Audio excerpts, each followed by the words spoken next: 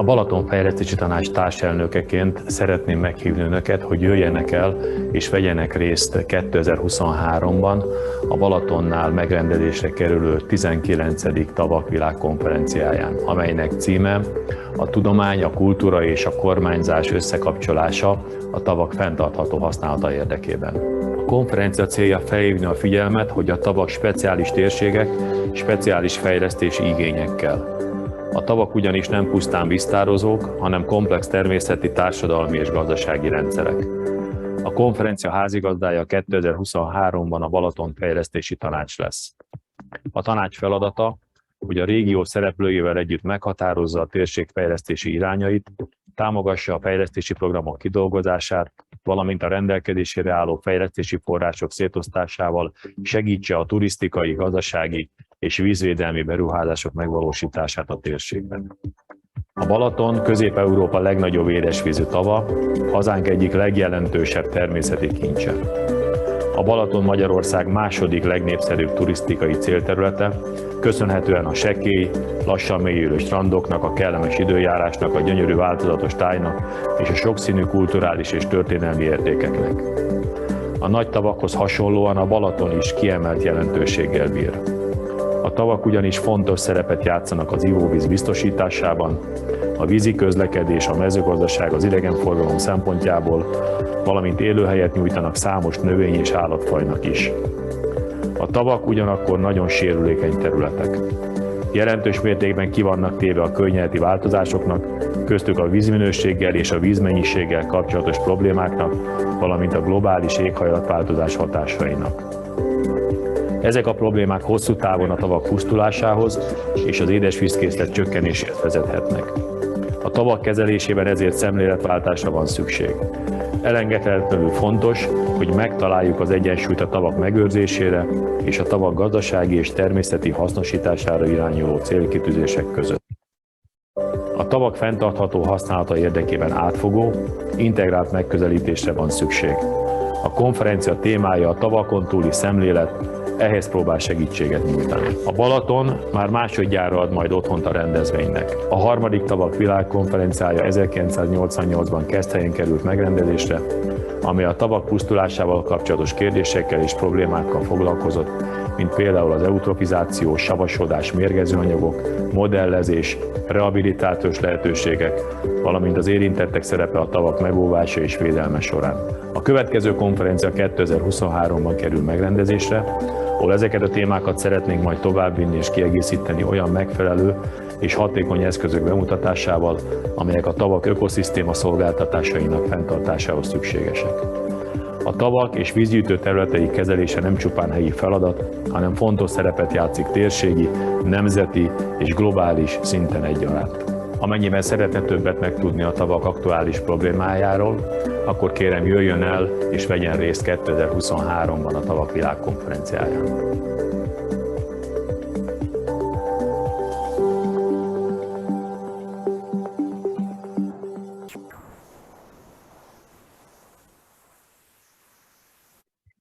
Thank you for coming back. We will now begin the second part of the symposium. In the first part, the younger generation presented their ideas on the value of lakes through ecotourism. It was also very interesting to see case studies of ecotourism around the world. Now, in the second part, we will discuss what should be done for sustainable use of these lake values. I would now like to open the second part of the symposium by a welcome remark by Dr. Walter Rust, the chair of ILEC Scientific Committee. The Scientific Committee is comprised of internationally renowned scientists and experts in the field of lake basin management and conservation. They are responsible for promoting and implementing scientific matters that support the objectives of the ILEC. Please welcome Dr. Rust.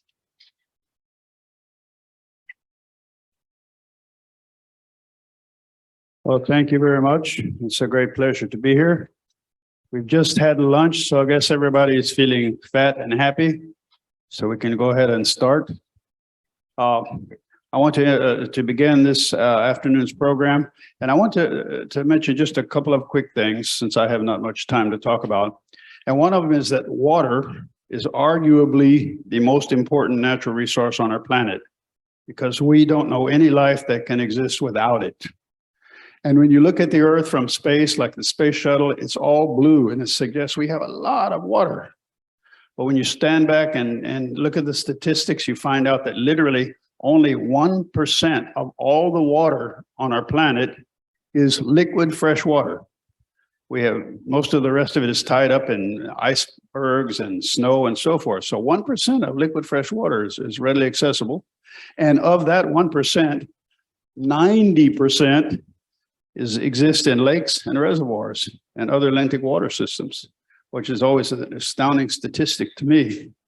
Now, we're here to talk about the sustainability, which is a good introduction to anything. We should always be sustainable, but sustainability of lakes in particular, because they give us a massive range of what we call ecosystem services, life-supporting ecosystem services, of which ecotourism is one of them.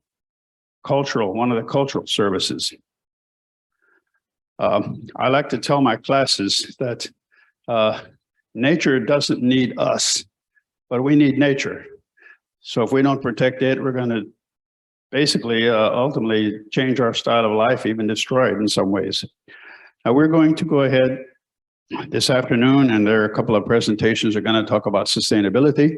One is, I always forget the acronym, the globally important agricultural heritage sites on the one thing. And then there's another one dealing with conservation and lake sustainability in general. And these are going to be some excellent talks.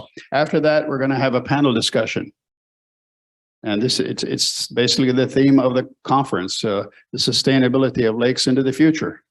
And I should tell you that we're going to have a panel discussion, but all of you are on the panel. We're going to have some people up here, but we would like to hear your comments, your perspectives, your questions, your suggestions, your recommendations, and your thoughts. I mean, we talk about it among ourselves all the time, but we don't, tell us what you think and where we might be wrong and where we might be right and what we can do. So I think without further ado, do I have anything myself? I guess I'm saying, when we're finished with the panel discussions and beyond, speak, have a tongue. So think of things that would help us move forward with sustainability of water, and we move forward. So thank you for your kind attention. Thank you very much. Dr. Russ, thank you for your welcoming remarks. Today we have two keynote speakers. Let me introduce the first keynote speaker, Professor Junko Owada from Doshisha University. Professor Owada has been developing a learning program, SDGs Quest, and the Rural Human Resource Development Model. She created these programs by linking the SDGs with the World Agricultural Heritage and the rural development in Japan. Professor Owada will present about World Agricultural Heritage Biwa Lake to Land Integrated System. Please welcome Professor Junko Owada.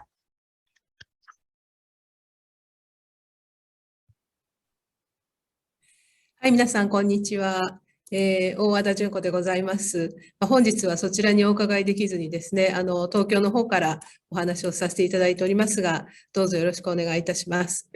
最初に簡単に自己紹介をさせていただきますけれども、東京生まれの東京育ちでございまして、企業でマーケティングの仕事をしておりました。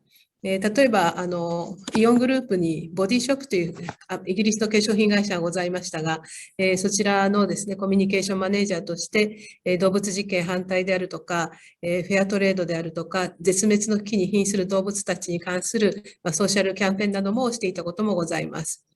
でその後、ロハスというアメリカのライフスタイルオブヘルス&サステナビリティというですねライフスタイルに出会いまして、それを日本に紹介する記事、そして本を何冊か書きました。このロハスというライフスタイルは、自然エネルギーや有機農業、ローカル経済を大切にする考え方でした。で、そこで国内を取材いたしまして、アグリコミュニティビジネスという本を2011年に出版したというようなことでございます。で、様々な委員もさせていただいておりますが、特に世界農業遺産専門家会議の委員をですね、2014年から6年間務めました。でその関係で今日メインにお話をいたします、琵琶湖システムのですね、審査などにも関わりましたし、今は昨年の春から同志社大学のソーシャルイノベーションコースの教員になりましたけれども、琵琶湖はすぐ近くにございますので、時々伺ったりしているところでございます。でこれは最近ですね、私が琵琶湖に行った時の写真ですけれども、左側はですね、韓国とそれから同志社のですね、研究者がの研究会で琵琶湖博物館を訪問して、勉強させていただきました。また今日お話をしますけれども、ゆりかご水田も訪問してですね、堀さんからいろんなお話、そしてお昼は、京都のおばんざいのですね、お弁当をいただきましたが、またその隣の写真はですね、駒井健也さんという、まだ20代の、漁師さんがいらっしゃるんですね。琵琶湖。今日のお話の中でリスクの一つに後継者という問題がありますけれども、このように若い漁師さんもですね、誕生していると。で、湖業のですね、エリ漁はもう終わった時期なんですが、どうやって、これ、筒漁っていうんですけれども、うなぎ筒漁ですが、そういったことも体験させていただいたりしているところでございます。さて、今日お話をしますのは、まず最初にですね、持続可能な社会を実現するために、今、特に日本社会でどのようなキーワードというか概念が重視されていて、でまた、それに関連する基本的な政策にどのようなものがあるのかということをご紹介させていただきます。続いて今日は世界農業遺産というものをですね、取り上げまして、その基本的な考え方や現状についてお話をします。で続いて、今年7月にですね、ようやく認定されました琵琶湖システムのご紹介。それから私の研究テーマであります、世界農業遺産と、世界農業遺産は SDGs、GIAS と言いますけれども、この GIAS と SDGs の関わりについてお話をします。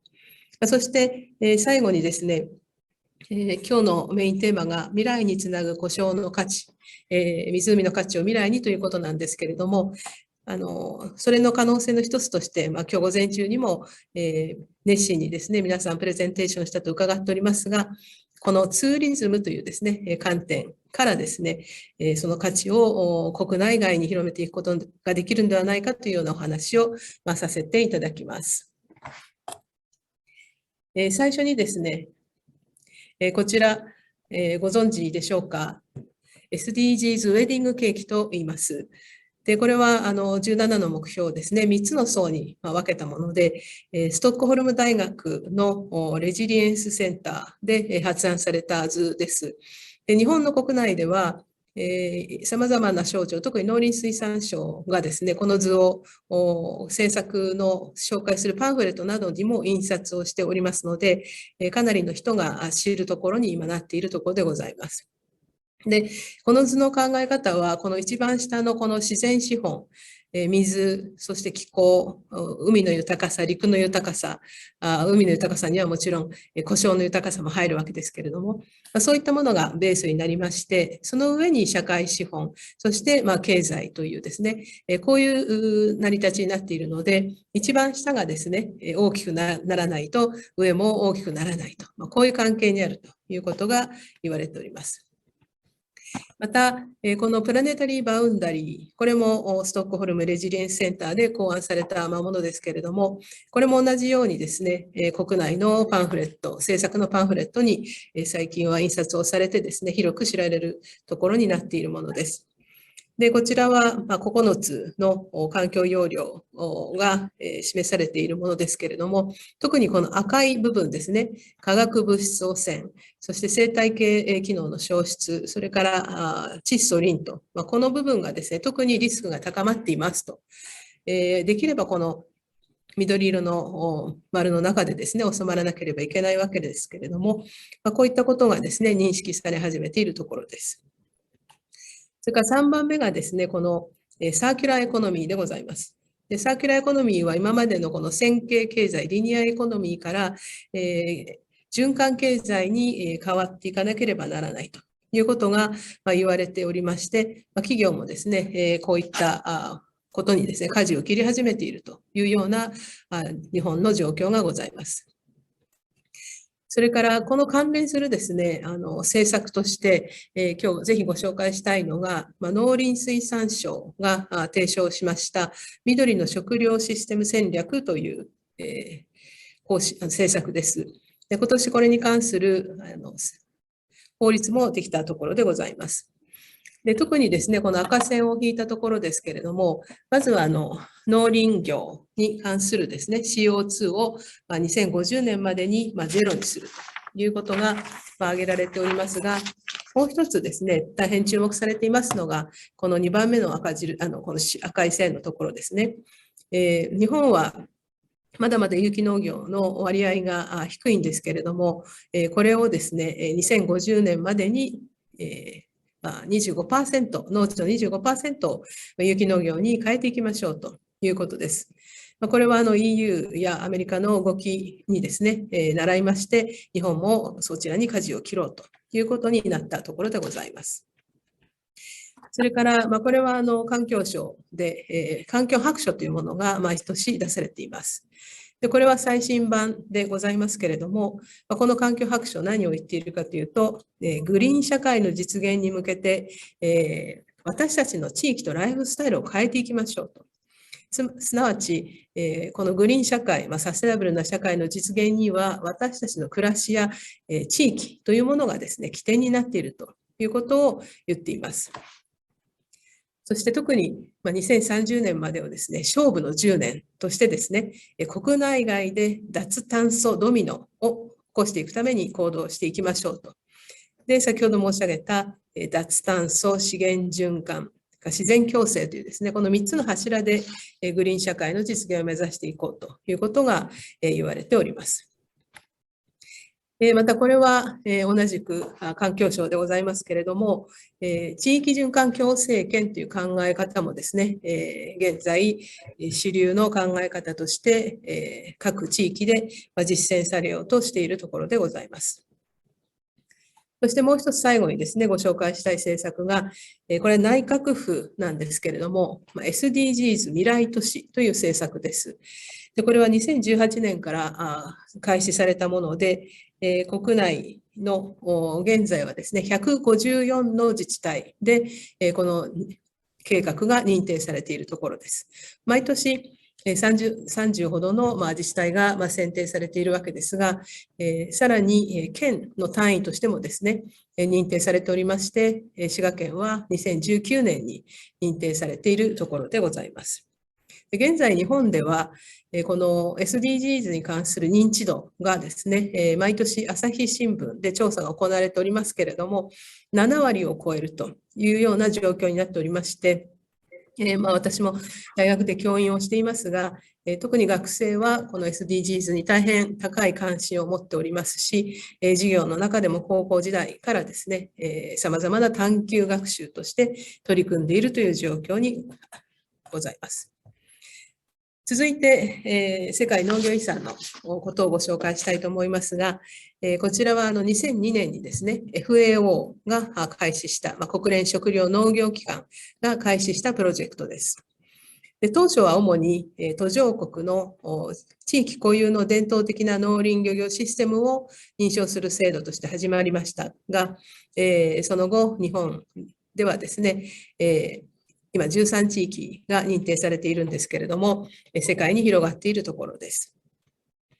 でこの世界農業遺産なんですが、これが FAO のホームページですね。ぜひですね、どんな国がどんな内容で認定されているのか、皆さんにも見ていただきたいと思います。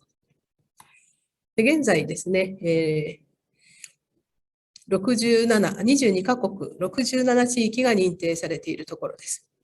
そして、日本がですね、13地域ということで、今年の7月に、琵琶湖と、それから山梨県の峡東地区、ぶどうですね、の産地が認定されたところです。で、この農業遺産のですね、仕組みをご紹介したいんですが、まずですね、この5つの基準というのがあります。で、この5つの基準は、まず1番がですね、どのようなものを作っているか、生計の保障、何を作っていて、何によってその人たちが生計を立てているかということが1番になります。で、2番目が農業生物多様性です。その農林漁業があることによって、どのような希少な動植物があるかというようなことです。で、3番目はですね、そのローカルの伝統的な知識システム。そして4番目が文化。この文化には食文化なども含まれますし、農耕儀礼とかですね、それからどのような社会組織でそれを支えているのかといったことが問われます。で、5番目がですね、その結果としてどのようなランドスケープ、シースケープがあるのかということです。で、こういったことをですね、それぞれの申請する地域はですね、調査を、かなり綿密な調査を行いまして、一つのシステムのストーリーとして申請をするということになっています。で、国内で審査があり、審査を通過した地域については、FAO の方に推薦をすると。そして FAA の方からまた現地調査があって認定されると。こういう仕組みになっております。で、現在日本ではですね、13と申し上げましたけれども、こちらですね、今日それぞれご紹介できないのが大変残念なんですが、本当に私は東京生まれの東京育ちなんですが、この農業遺産に出会ってからですね、各地を訪問しまして、それこそ400年、江戸時代から続いている農林漁業が多いんですが、今日の琵琶湖システムはもう1000年の歴史がございますけれども、そういった先人たちがですね、作り上げてきたものをいかに未来につないでいくかと。まさに今日のテーマと同じですけれども、そういったですね、未来につなげるための仕組みとして認定された後にですね、アクションプラン、保全計画ですね、を作りまして、それを5年ごとにモニタリングをして、継続していくと、そういうような制度になっているんですが、少なくともこの13の地域はそういった制度にのっとってですね、未来につないでいこうという取り組みを進めているところでございます。さて、ここからですね、この琵琶湖システムのお話をさせていただきますけれども、この景観ですね。でちなみに、琵琶湖はどこにあるのかということで、皆さんそっち現地にいらっしゃる方はですね、もちろんお分かりですけれども、今日は22カ国の方がオンラインで視聴されているとお聞きしていますので、この日本地図を見ていただきたいんですが、もう本当に京都の隣です。ですから京都からですね、電車で10分乗るとですね、琵琶湖に着くというぐらいに近いところがあります。人口は141万人、滋賀県ですね。そして男性の平均寿命は日本で一番。また、ボランティアのですね、率、ボランティア活動をする人がですね、日本で最も高いというですね、非常に社会性の高い県としても知られています。それから、私今京都に住んでいますけれども、滋賀県はもちろん京都、大阪、兵庫、この近畿というエリアのですね、1450万人が、なんとこの琵琶湖の水を飲んでいるということなんですね。で、水道水源のみならず、農業用水や、工業用水にも利用されていると。母なる、湖と言われているゆえにもなります。それからですね、この湖を中心としたバイオリージョンが形成されていて、さまざまな固有種がいるわけです。在来種47種のうち16種が固有種というようなですね、生態系が形成され、また保全されています。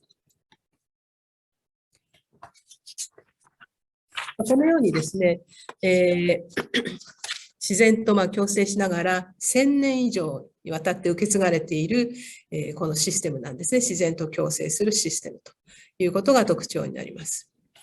先日上賀茂神社というですね、京都でとても有名な神社がありますが、そこの田中宮司さんというですね、トップの方とお話をしていたんですが、琵琶湖からもう1000年前からですね、この湖の魚、古魚をですね、献上していただいていますと。いうようなことでですね、本当に長いお付き合いというか、この1000年前からこの漁法が続けられているということをその時にもお聞きしました。で、これがこの琵琶湖の伝統的な、すいません。なんか切れましたね。大変失礼しました。ちょっとこの動画がうまく多分映らないので、このちょっとスライドの状態で、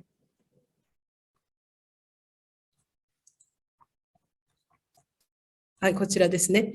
これがエリ漁と言われているものでございます。で、待ち受け型の漁なんですね。で、小さい魚は逃がすというですね、そういう持続可能な漁法として続いています。それからこちらがですね、ちょっとここからもう一度スライドショーに戻してみますね。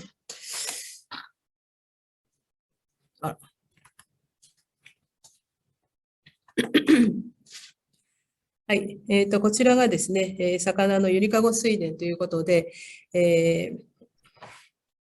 これは2000年から行われているものなんですけれども、もう20年の歴史があるわけですね。で、琵琶湖の周辺の水田をですね、補助整備した関係で、湖と水田が離れてしまったと。で、その湖と水田が離れてしまうことによって、湖の魚と、は田んぼと行き来をしていたわけですけれども、それが分断されてしまったと。で、それをですね、魚のゆりかご水田ということで、もう一度つなぎましょうということで、この魚道が作られまして、これですね、現在では魚がですね、行ったり来たりできるようになっていったということが、この取り組みでございます。それからまた食文化でございますけれども、発酵保存独特の風味という、船寿司というですね、こういう写真が出ておりますが、農村の重要なタンパク源として、多様な湖の魚を発酵させて保存する慣れ寿司の文化というものも続いております。またご存知かもしれませんが、和食はユネスコの無形文化遺産にも登録されているところです。それからですね、水源のこの森、やはりですね、川と森、湖と川と森ですね、は密接な関わりがありますので、この森の活動、保全活動も熱心に行われているところです。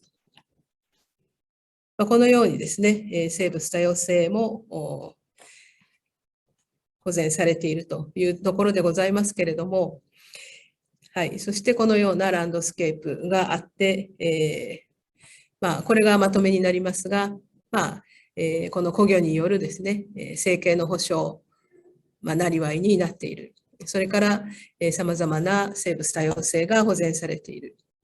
そして、このような文化があり、食文化があり、この結果としてランドスケープが維持されていると。これが琵琶湖システムとして高く評価されたものでございます。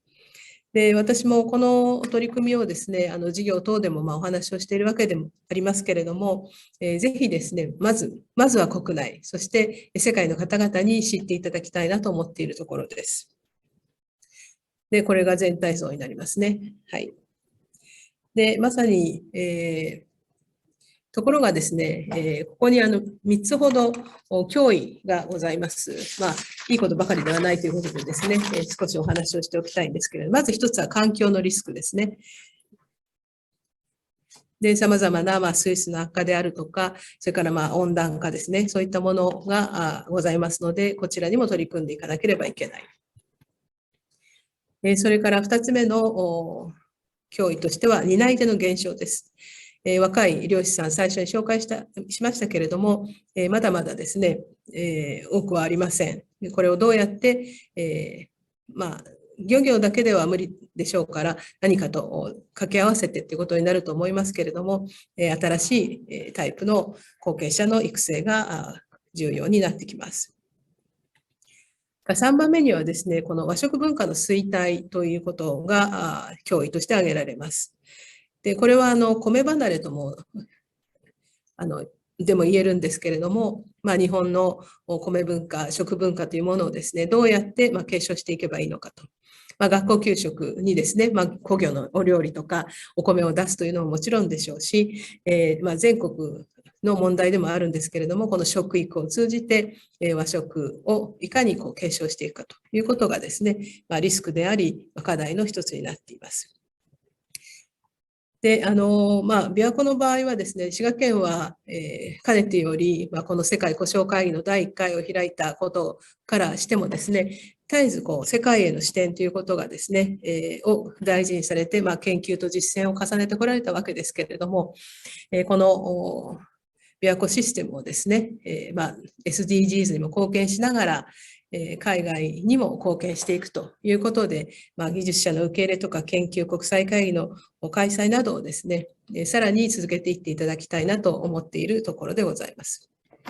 さて、話は変わりますが、農業遺産とですね、SDGs は今どのような関わりにあるかということなんですけれども、これは、昨年は国連大学と一緒に今調査したものですが、国内の11地域がですね、この17の目標の何番に取り組んでいるかという図なんですが、まず2番ですね、持続可能な農業、それから15番の陸の生態系、その他に、質の高い教育とか、持続可能な水管理、そして持続可能な生産消費と、こういったことにですね、国内の農業遺産認定地域が取り組んでいるということが明らかになっております。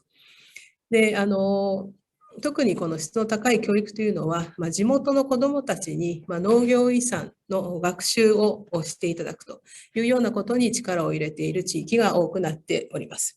これもこの農業遺産を未来につなぐために欠かせない取り組みだと思います。で、琵琶湖の場合は滋賀県は、海の子、田んぼの子、山の子といったですね、地元の子どもたちに大変、充実した学習機会を提供しているわけですけれども、これをぜひですね、この地元の子どもたちだけではなくて、近県の子どもたちとか、あるいは大人に、大学生ですね、大学生、県内の大学生だけではなくて、近県ですね、の大学生にも、ぜひそういう学習の機会を提供していただきたいなと思っているところです。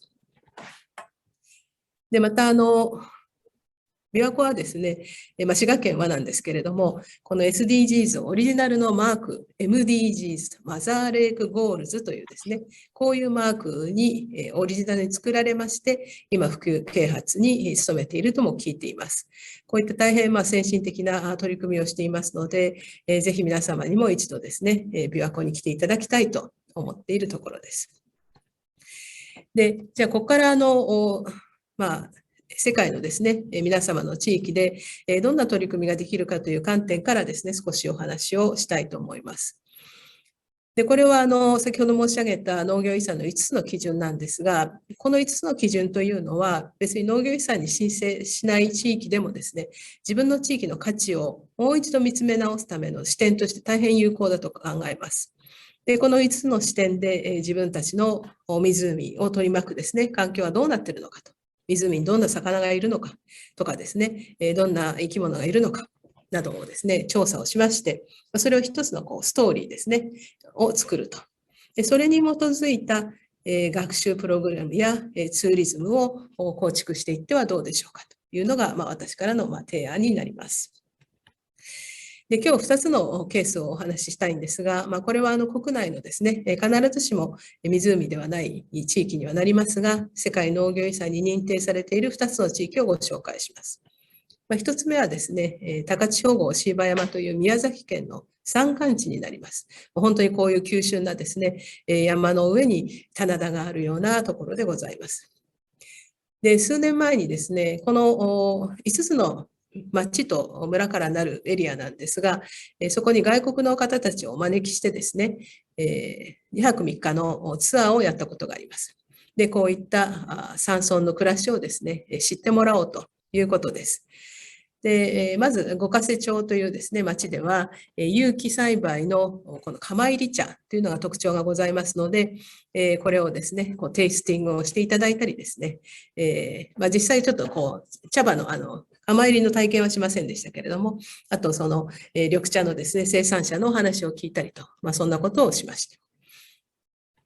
で、それから隣のですね、高千穂町というですね、ここは、神楽で有名なところなんですが、この神楽を、これは神様にですね、収穫の感謝を奉納する、儀礼なんですが、これを見せていただいたり、あとその神楽の時にですね、村人たちが食べる神楽料理がございますけれども、こういったものを食べていただいたり、あと、天の岩戸神社ってですね、神社の参拝などもしました。それから農業遺産の構成要素の一つであるこの水路ですね。山に山腹用水路、水路があるわけですが、それの見学もしてもらいました。その隣に今度椎葉村というですね、民族学発祥の地がございますが、焼き畑で有名なところです。焼き畑は夏に行いますので、このツアーは秋でしたので、この焼き畑マスター、焼き畑継承者の真ん中にいる男性なんですが、からお話を聞いたりとかですね、昔ながらの地元の食べ物をみんなで一緒に作って食べたりをしました。それからその隣の諸塚村というですね、村なんですが、ここは椎茸の産地でございまして、で、この生椎茸を一緒にですね、ピッキングして、でそれをその場で焼いて食べるというようなですね、ことをしていただきました。で、最後に、5つ目の日之影町というところではですね、こういった竹細工、それから森林セラピーなどをですね、体験していただくとともに郷土料理を召し上がっていただいたわけですけれども、ご覧いただくと分かるように、このローカルフードというものがですね、しかもスローなローカルフードですね、これがやはり大変海外の方、外国の方にはですね、喜ばれるということが分かりましたし、こういう竹のクラフトとか、体験ですね、そういったものがこの山の暮らし、世界農業遺産に認定されている山の暮らしの価値を知っていただくには、いい体験だということが分かりました。で、2つ目のケースは、これは今度は東北の宮城県の大崎市というところになりますが、渡り鳥の聖地ですね。冬になると10万羽を超えるマガンが越冬するような地域です。で、こちらではですね、今年 SDGs 未来都市に申請をしています。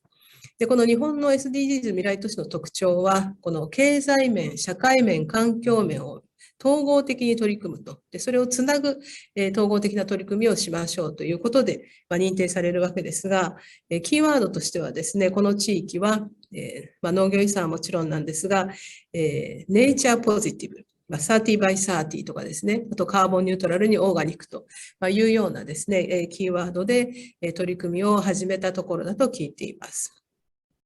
また機会があればですね、こういった日本の SDGs 未来都市の仕組みなどもですね、ぜひ皆さんにご紹介をして、皆さんの地域でも同じような発想で、取り組みを計画されてはいかがかと思います。で、ここもですね、外国の方向けにですね、パンフレットなども作っていますが、やはり食から入るというのがですね、重要かと思います。それから、ここの地域ではですね、SDGs、大崎港で SDGs クエストというですね、学習プログラムを作っております。こういったことで、大学生がこの農業遺産認定地域で SDGs を学ぶというようなプログラムができているということです。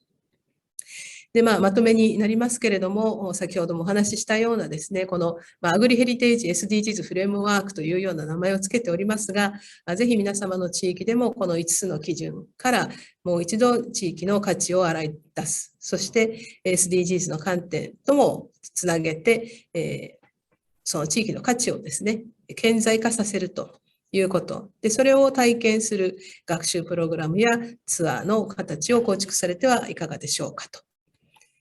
最後になりますけれども、ぜひですね、都市と農村の支え、私たち都市に住んでいる方が今日も多いかもしれませんが、日本の場合も1割の面積に9割の人口が、1割の、都市にですね、9割の人口が暮らしている。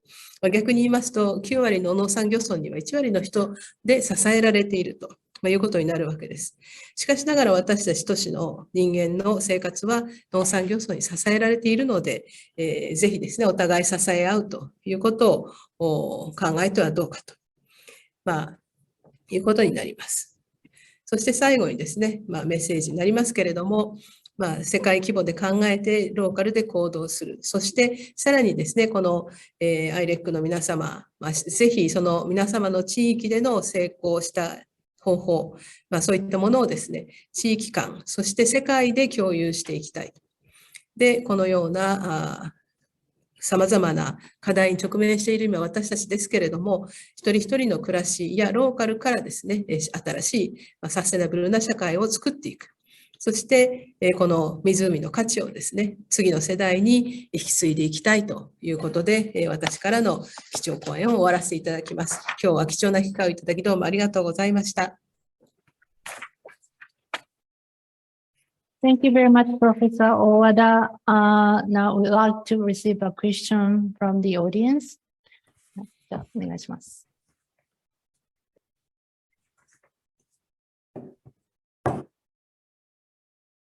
ありがとうございました。世界農業遺産というのはなかなか知らなかった概念なんですけれども、非常に勉強になりました。で、質問なんですけれども、この5年ごとにモニタリングがあるというお話だったんですけど、どういった地元ではその取り組みが必要なのか、それと、またこの登録され続けるために、この何か制約みたいなもの、なんか新しい農法は導入できないとか、なんかそういう制約はあるのでしょうか。教えていただければと思います。今の、ご質問の最初がちょっと聞き取りにくかったんですが、その5年ごとにモニタリングがあるっておっしゃって、で、それは多分5年ごとにその、多分チェックが入るっていうことだと理解してるんですが、どういうことをチェックされて、どういう努力が地元に必要なのか、そのあたりを。これに関しては保全計画というものをですね、皆さんで、ステークホルダーの人たちが作りまして、で自分たちで目標を設定します。で、それを5年間で測定をして、その目標が達成できたかどうかというのを、セルフチェックをすると。いうものでございますので、で、もちろんその計画の段階でも、農水省の方でのチェックは入りますし、それから評価の時にも審査はありますけれども、基本的には地元の方たちが自分たちで、この農業遺産のシステムを未来につなぐための行動計画を作ると。そういう考えでございますので、何かをしなきゃいけないとか、何かをそういうことはなく、自分たちで決めるというような仕組みになっています。ありがとうございます。あと、いわゆるこの農地を減らせないとか、なんかこのディベロップメント開発に対して、何か制約って言ったらちょっと言い方がネガティブになっちゃうんですけども、なんかそういうのもあるんでしょうか。文化遺産とは異なりまして、そういった制約は特にございません。はい。でただシステムとして認められたものがですね、大幅に改変になると、そういう基本的なことになるとですね、問題はあるかもしれませんが、基本的には、ベースは守りつつですね、それをいかに未来に継承していくかということに重きが置かれますので、禁止事項というのは少ないと思います。ありがとうございます。Thank you very much. ありがとうございました。Okay, so thank you very much, Owada Sensei. So please give a big hand to her. Thank you. どうもありがとうございました。ありがとうございました。Now let us turn our attention from Lake Biwa to overseas. I would like to welcome our second keynote speaker, Dr. Thomas Schaefer, the head of Living Lakes Global Nature Fund from Germany. Living Lakes is an international network whose mission is to enhance the protection, restoration, and rehabilitation of lakes, wetlands, and other freshwater bodies of the world. Dr. Schaefer will talk about the ecotourism and the lake environmental conservation overseas. Dr. Schaefer, the floor is yours. Thank you very much for coming today. Can you hear me? Yes, thank you very much for the kind introduction. Good morning from Germany. Outside it's still dark. We have 7 hours of time shift. Thank you very much for the invitation and for giving me the opportunity to share some of our experiences with you today. Let me check if I can share my screen. Yes. You might know that the Global Nature Fund has been coordinating the Living Lakes Network since, well, almost 25 years now. And since the very beginning, there was a close connection between our friends and colleagues at Lake Biwa and also to ILAC. And I was very pleased to be invited last year to the World Lakes Conference to give a presentation on the project, Living Lakes Biodiversity and Climate Project, announcing that we would do that. Actually, I can now report that this project has been started 2 months ago, and later I will invite you to the next, to the 16th Living Lakes Conference, which will be held at Lake Titicaca. Personally, I'm a biologist. Just a quick introduction, working since 10 years for the Global Nature Fund here in Germany with, of course, many visits to overseas, and also responsible for many projects in living lakes, nationally and on the European level and also internationally. And since this year now, I'm the head of Living Lakes, very pleased to do that and to coordinate that network of more than 100 organizations worldwide. Well, my task of today is to show you a bit what we learned in the past years about living lakes, ecotourism, and lake environmental conservation, wetland environmental conservation. And well, in the preparation of this talk, we talked that tourism in lake regions, we know it's a growing threat, but is there also growing opportunities? And this is what I would like to talk a bit with you in the next 20, maybe 25 minutes. First, I will talk a bit about the connection between lakes, wetlands, and tourism.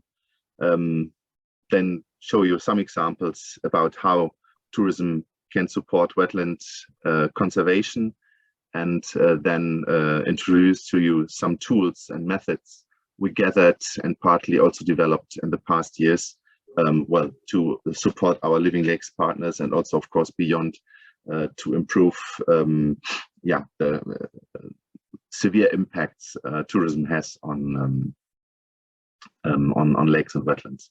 Well, actually, maybe first some figures about tourism worldwide.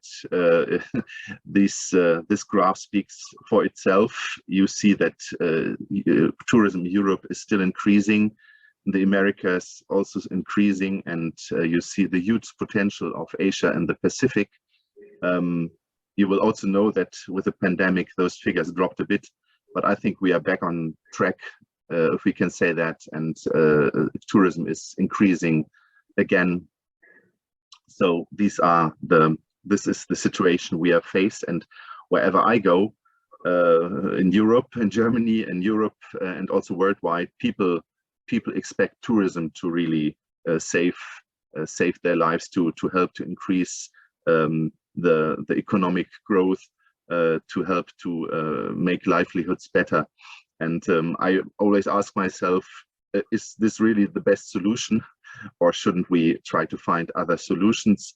The truth is that in many places of the world, more and more tourists come. The areas where maybe 20, 25 years ago you could travel and would be one of the few tourists are getting more and more scarce. A new challenge we do see with growing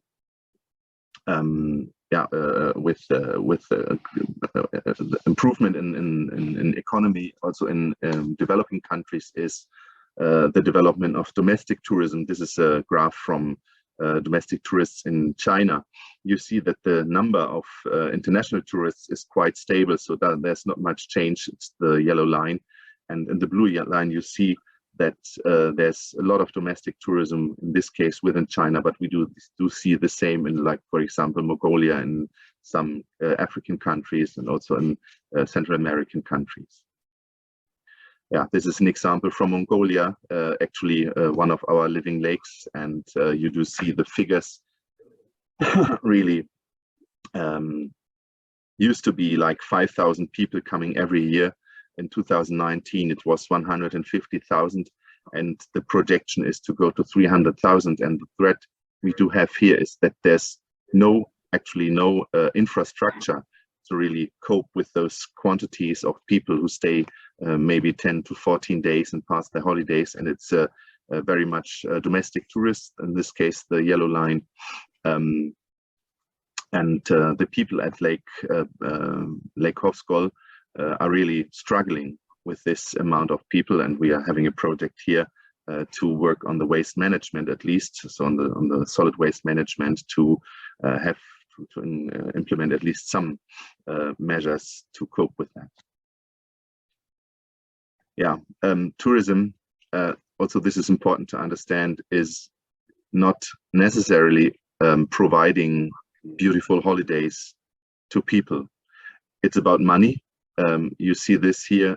You might see on the pictures on the right hand side such hotels, such infrastructure. It's about billions of dollars who are invested here. On the upper right hand side, you see that to build this hotel, they just cut a hill, and below, to put such a hotel in the middle of the desert. I think it's somewhere in Saudi Arabia. You see the dry areas around, and might think about the water supply this hotel needs. Yeah, and in the graph you see the number of hotels some of the huge international hotel chains do manage worldwide. So really about big money. This we must understand when it comes to the management on site, and we must really understand how to do that well, and who are our target groups, so to say. Well, the environmental impact of tourism is quite clear. We have, well, the destruction of ecosystems, the destruction of habitats. You've seen the pictures before. Those golf places are really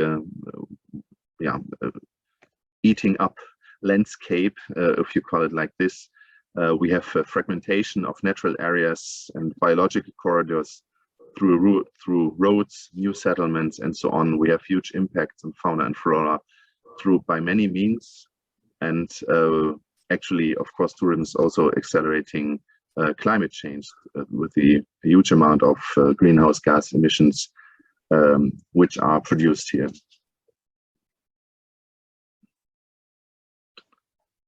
Yeah, again, more threats. It's the contamination of air, water, soil, and the contamination also of the landscape.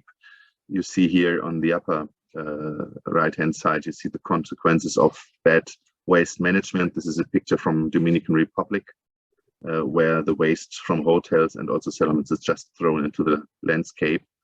Overexploitation of water resources, a huge problem. Water, just mentioned at the beginning of this session, that we have only 1% of fresh water available for us, and 70% is spent in agriculture, and an increasing part is also spent for watering golf sites. And we do know from European statistics that tourism needs like up to 4 times more water than the local populations do need. Well, then it's about parties at the beaches of lakes and wetlands. It's light and so on. It's the overexploitation of local and regional resources. The supply chains, agriculture needs to be intensified when so many tourists come from overseas, and so on. Yeah, so we do have on the other hand, a strong dependency of tourism on nature, and at the same time we do have this impact, and the dependency is quite clear.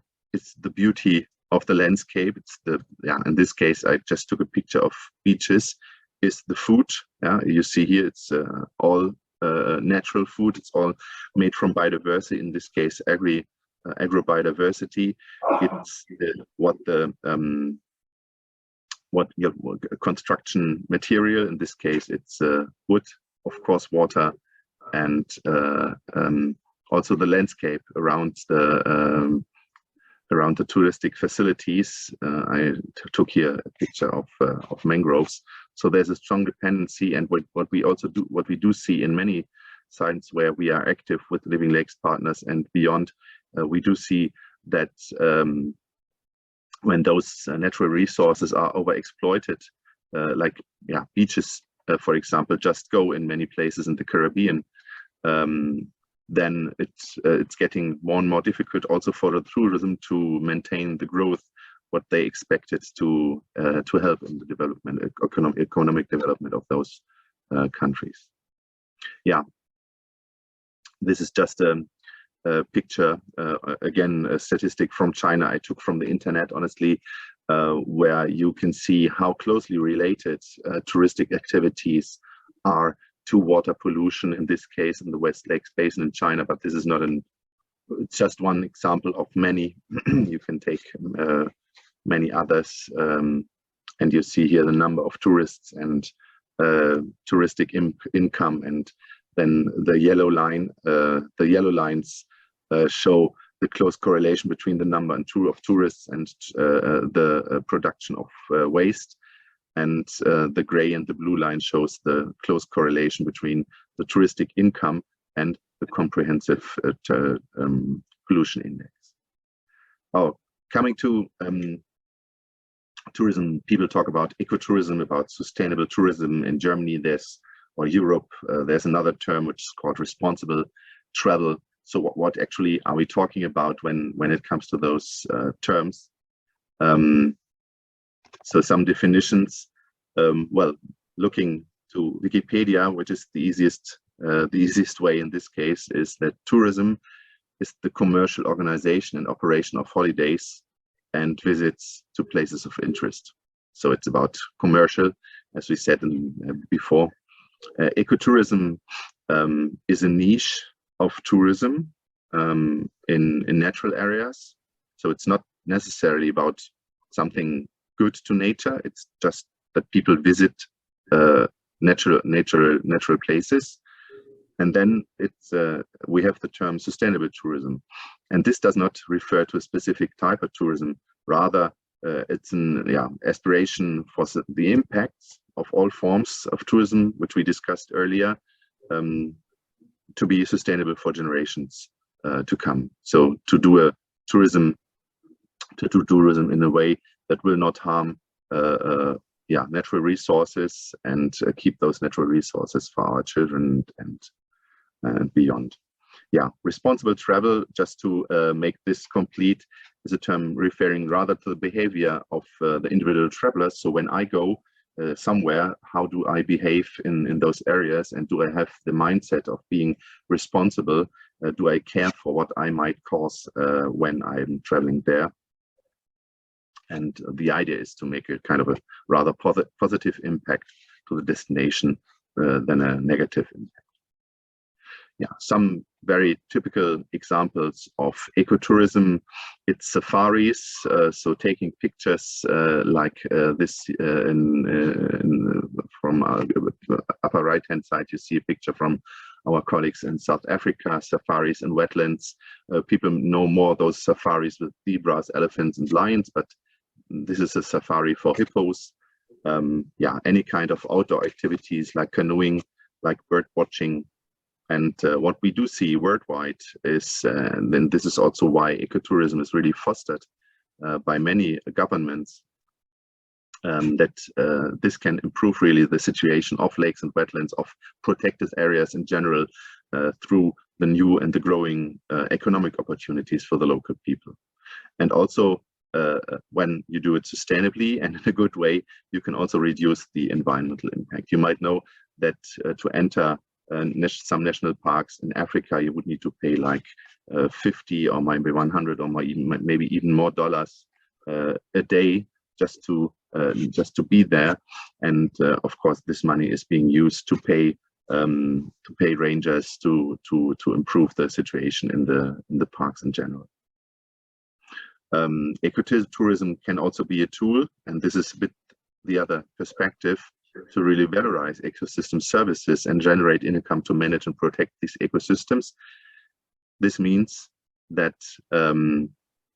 if you want to do good conservation and want to protect those areas, you must give something back to the local communities, at least if you are in developing countries, because those people live from the rural, from the remote places, they live from the protected areas, and there must be something to give them back if you protect those areas. Yeah, there's countless best practices from protected areas worldwide. There's also many not so good practices which need to be improved. Maybe two examples from current ongoing projects from our Living Lakes network. The first one from Cambodia, Tonle Sap. Our precious colleagues from FACT are working here. You might know that Tonle Sap, it's a very particular system of the Mekong River, and this huge lake, which grows like 10 times in the rainy season and shrinks again back. In the last decades, population has grown, human population, and at the same time, the fish populations, the pressure on fish populations has increased very much. And one of the tasks of our colleagues was to help those fish populations to recover from the huge pressure of fishermen. And what they invented were fish breeding protected areas, so some places where fishing was prohibited. This in the first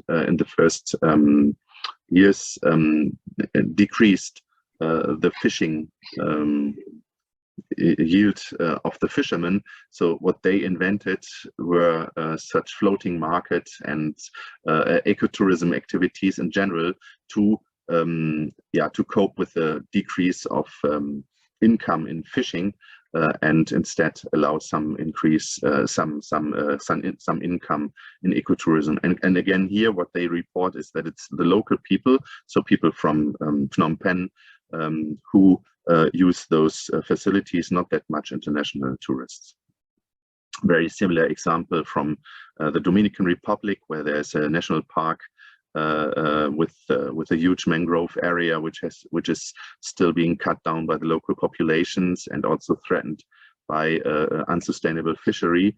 Here you see the canoeing excursion we invented together with our colleagues who work on the ground, a number of touristic activities which generate income, especially for young people. So like bird watching, mangrove trails, canoeing, some others, to allow the generation of alternative income to just fishery. Yeah, however, there's always two sides of a medal. You will find many discussions on the internet about the costs and the benefits of ecotourism. I do not want to go into detail here too much, but of course there's, and I already talked about the benefits a bit, but of course there's also costs. You see here on the pictures, it's a crowd going to a national park in the United States. So you generate a lot of traffic, you have permanent environmental restructuring, generation of waste residuals. This must be managed. The touristic activities per se have an impact. Below you see a picture from Slovakia, also a national park. No, sorry, it's Slovenia, a national park, a wetland where it's just a crowd walking there, and of course this will have an impact also on the protected areas. So this must be managed well. And the conclusion of this is that also ecotourism must be organized as sustainable tourism. So you cannot just say, because I bring people into nature, it's good.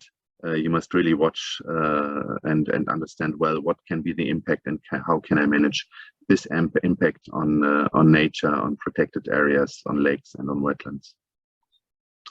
Yeah, there's a number of tools for managing sustainable tourism, for bringing sustainable tourism into reality. There's firstly, of course, a number of internationally recognized standards like ISO 14001 and the Global Reporting Initiative. Then there's a huge number of standards and labels you will find worldwide. And then there's some methods we as Global Nature Fund invented and tested in the past, or implemented in the past like 10 years on tourism, which we call the biodiversity check. And I will go a bit more into detail with that. Well, the International Organization for Standardization, there's the ISO 14001. And this is an international norm for environmental management of companies in any branch, so also for touristic companies, with reference to many ecological topics. And I'm not going into detail here. What we experienced in the past is that at least European touristic businesses, so those who have huge hotel chains worldwide, hotels worldwide, and really offer tourism to many people, like the German TUI, they do have an environmental management system, and this helps at least to implement some basic standards, so that you will always find in those international chains, you will always find wastewater management, you will always find solid waste management, and also drinking water, at least some drinking water management, which allows, which does not harm the drinking water resources in the countries. This does not too much. It's a well complex system, and you need really specialized people in your organization, in your company, to implement this. So this is why it's a bit restricted to larger companies, and not that much to a single hotel, let's call it like this, or to small touristic entities. Then some of you might know the Global Reporting Initiative. This is a standard. It's a huge framework of questions and criteria which your company again can fulfill. Its social criteria, of course, but it's and economic criteria, so, and also environmental criteria, so covering this framework of sustainability, which we used in the past years. And as a company, you can use this reporting standard to structure your work and to really understand where you create an impact, and where your impact can be managed better. Yeah, there's a huge number of topics covered, and some of those are have a reference to also lakes and wetlands protected areas, like those environment 11 to environment 14, which are put here.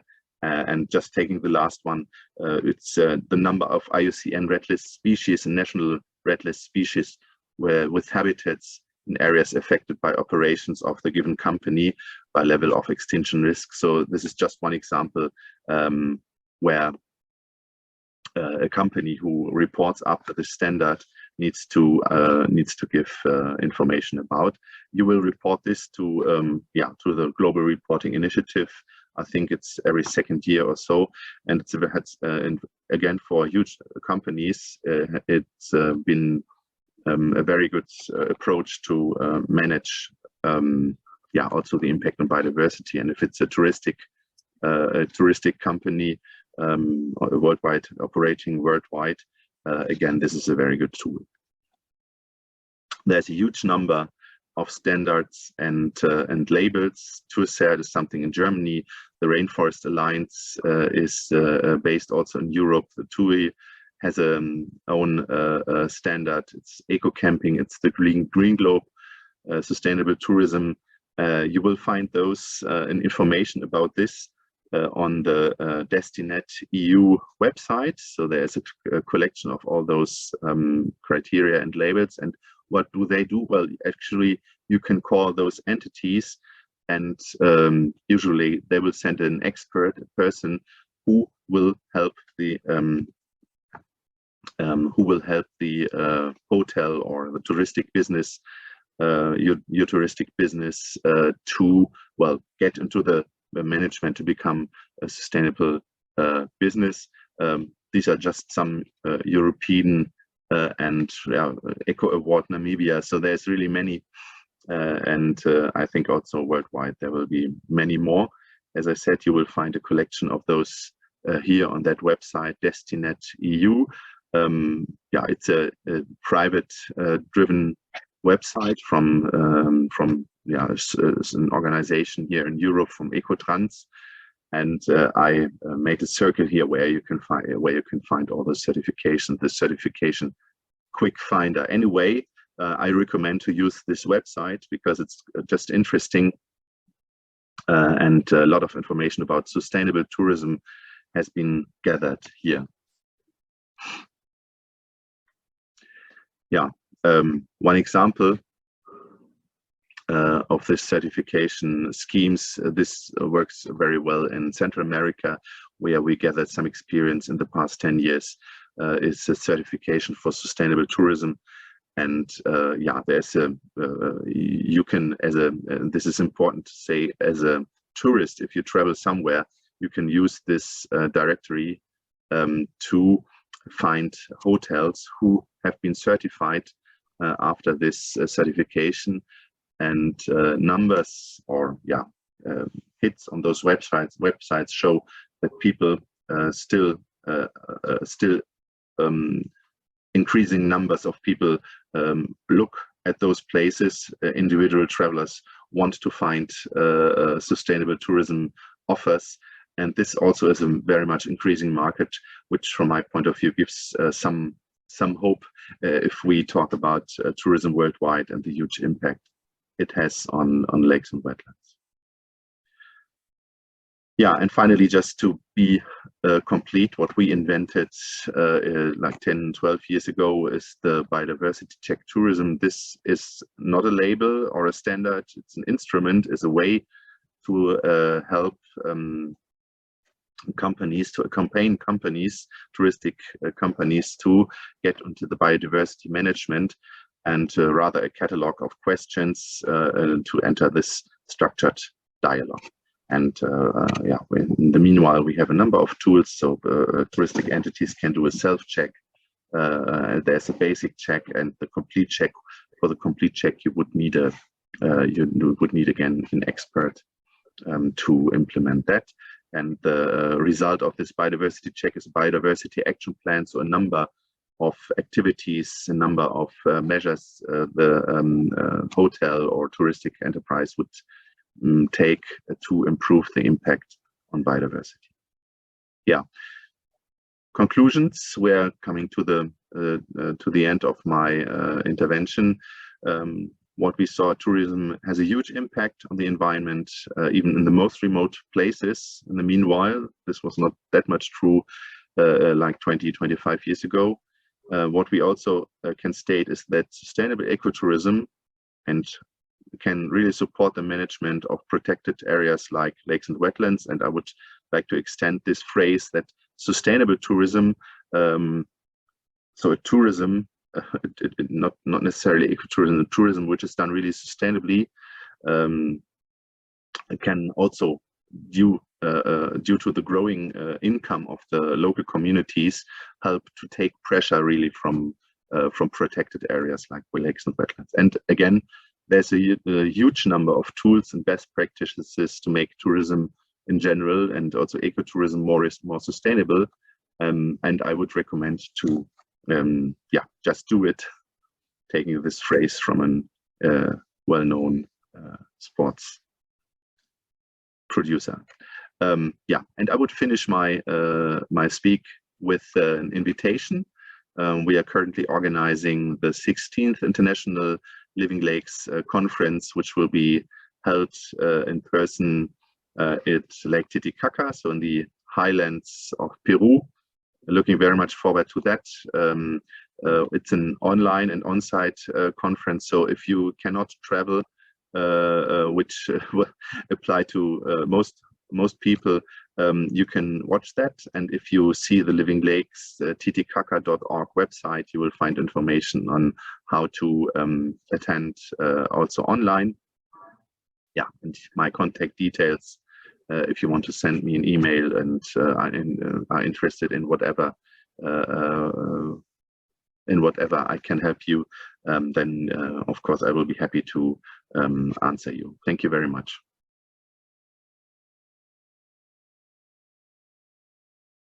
Thank you very much, Dr. Schaefer. It was very interesting to hear about the impact of tourism on the environment and the best practice in various regions. And I would like to receive a question from the audience.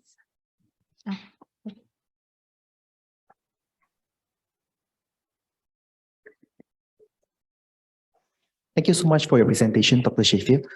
I have one question. We understand that actually the introduction of the sustainability into the tourism actually has been implemented in the very recent years. But I'm just curious, how much impact actually, for example, the ecotourism has actually helped to improve the environment, for example, as compared to the normal conventional ways?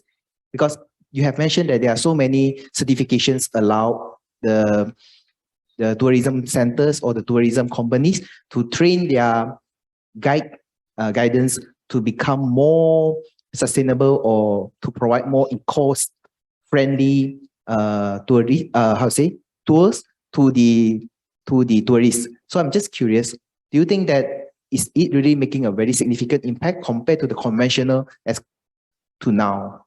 Thank you so much. Yeah, thank you very much for that question. Maybe I can share two observations. Maybe it's going to be three. So the first is that my observation or my impression when I go somewhere and there's offers which are called ecotourism, they're usually managed in a sustainable way. Yeah, because the people, the international tourists can come from Japan, Europe, or from the United States, from anywhere, are very much sensitized about the impact tourism has on nature and about sustainability in general. So there's a huge pressure on ecotouristic activities to be sustainable in a really comprehensive way. This is one observation. It does not apply to every site.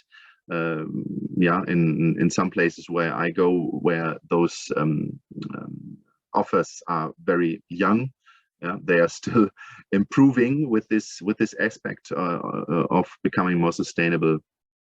But I feel that usually ecotourism is done in a sustainable way. The other observation is that there's some, let's say, maybe not, some development might be with those international standards like GRI reporting, like the ISO 14001, that even in the very huge touristic chains, hotel chains, there's some development towards a bit more sustainability, as I mentioned earlier, waste management, wastewater management, and so on.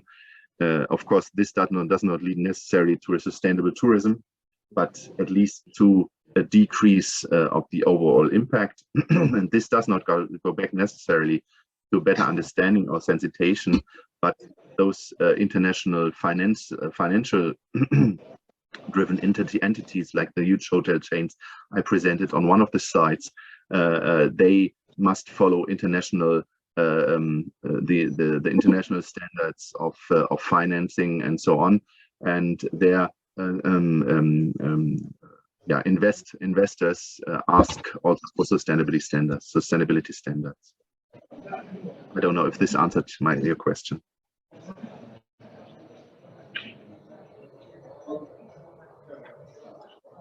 Thank you very much. You have any comments? No? Okay, thank you very much. Yeah. Sorry, we couldn't receive many questions from the audience for this short time, so running out of time. So thank you very much, Dr. Schaefer. Thank you very much for inviting me. It was a pleasure.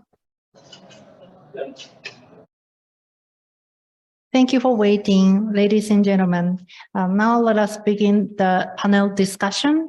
Today we have invited excellent panelists, Mr. Michihiro Oi, Director of the Water Environment Division of the Ministry of the Environment of Japan. Mr. Nobuhiko Miwa, Director General, Shiga Prefectural Government. From overseas, we have Dr. Hartwig Kremer, Senior Program Officer, Head of the Global Environment Monitoring Unit of UNEP. Dr. Audi Joinaldi, Vice Governor of West Sumatra Province from Indonesia. And from ILEC, Scientific Committee Member, Professor Sandra Azevedo, and Vice President, Dr. Masahisa Nakamura. Thank you very much for your cooperation. From here, I would like to hand over the microphone to the facilitator, to Ms. Adelina Santos Porra, Vice Chair of ILEC Scientific Committee.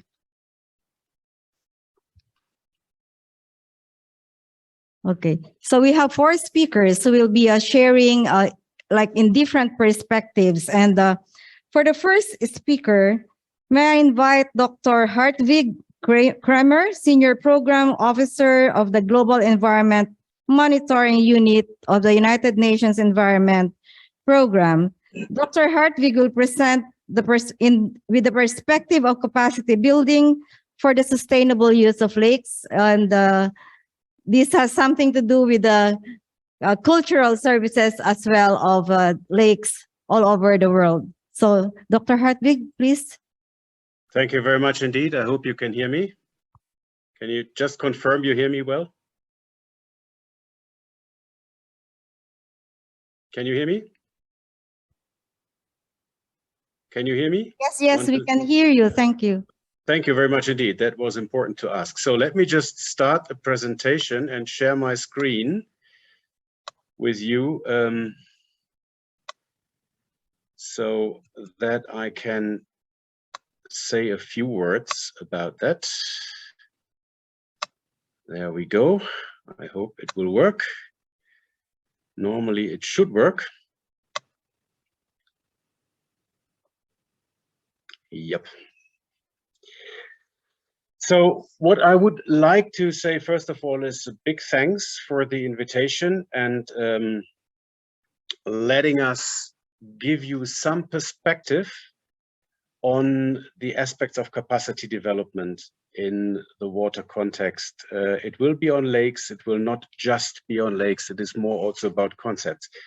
So what are we talking about? We're talking about tackling the global water crisis, a focus on water quality and capacity development, and the cultural dimensions of bringing data to action. I think we all are aware that we do have the UNEA resolution on sustainable lake management behind us, which was adopted in UNEA 5 and which really brings all dimensions of water body management to the focus of Atlantic waters. And I think that is an important aspect to look into when we think about what it means as operational requests to UNEP to support the advancement of sustainable lake management at all levels. And we will come to exactly that point, the all levels. The collaboration of member states means that is the second operational request to the executive director of UNEP, which means we need to talk about transboundary systems as well and how we can make people speak to each other. And finally, the mainstreaming as such on lake management in global agendas, including the multilateral environmental agreements. It is a wicked problem in the way that you see here that many of the aspects of water management and the SDGs are not self-supporting or counter-supporting. If we talk about pathogen pollution, pharmaceuticals, excess nutrients, organic pollution, SDG 3, 2, 5, 7 to name a few, boosting one means at the other side to compromise another. I don't want to go into detail. I just put that out as an example that came from the snapshot report on surface water bodies in 2017, it's simply a wicked problem. So how can we arrange proper capacity development and intercultural exchange on these wicked problems? We got the UNEA resolution from UNEA 3 towards water quality assessment, water quality improvement, and engagement towards emerging issues. As a consequence of which, we launched the Water Quality Alliance, the only global mechanism that looks into water quality at the moment, and the Alliance has reached a membership of 150 organizations, private sector, local bodies, and so on. What we are doing is assessing, we are agenda setters, we are co-designers for solutions, and we had ILEAG in it in the beginning. We hope we can continue this collaboration. It's about SDG 6, but it's also about the interlinked SDGs. One modeling output of the assessment, just to illustrate something, what we are looking into is what will be the consequences of future agricultural production as well as cosmetics production when it comes to pathogens and chemicals. It can be many other examples. I just show that here to illustrate. The key issue we're tackling is what came out of the second data drive of the SDG monitoring, which is simply, when it comes to water quality, for example, that over 3 billion people are at risk because they absolutely have no clue what the quality of their rivers, lakes, and groundwater actually is. That's in the absence of data. That's in the absence, in many occasions, of capacity to monitor. And if we look at the water quality composite indicator, which is really pretty simple, it relies on simply 5 physical and chemical parameters combined to 1. Still, many countries are not in the position to do that. Whether it's lakes, reservoirs, or rivers, doesn't matter. It becomes even worse when we talk about groundwater. So we are facing an issue of absence of capacity, or at least shortfalls of capacity on data, monitoring, and sharing. As a consequence of that, in one example that I want to lift out here, which is the Lake Victoria system, we actually try to work with local communities to bring together what's out there in the first place. What do we know about the water quality and the water situation of Lake Victoria in situ information based, meaning taken in the system? What can remote sensing satellite observations tell us? Where are we coming from when we look into what are the latest modeling outputs?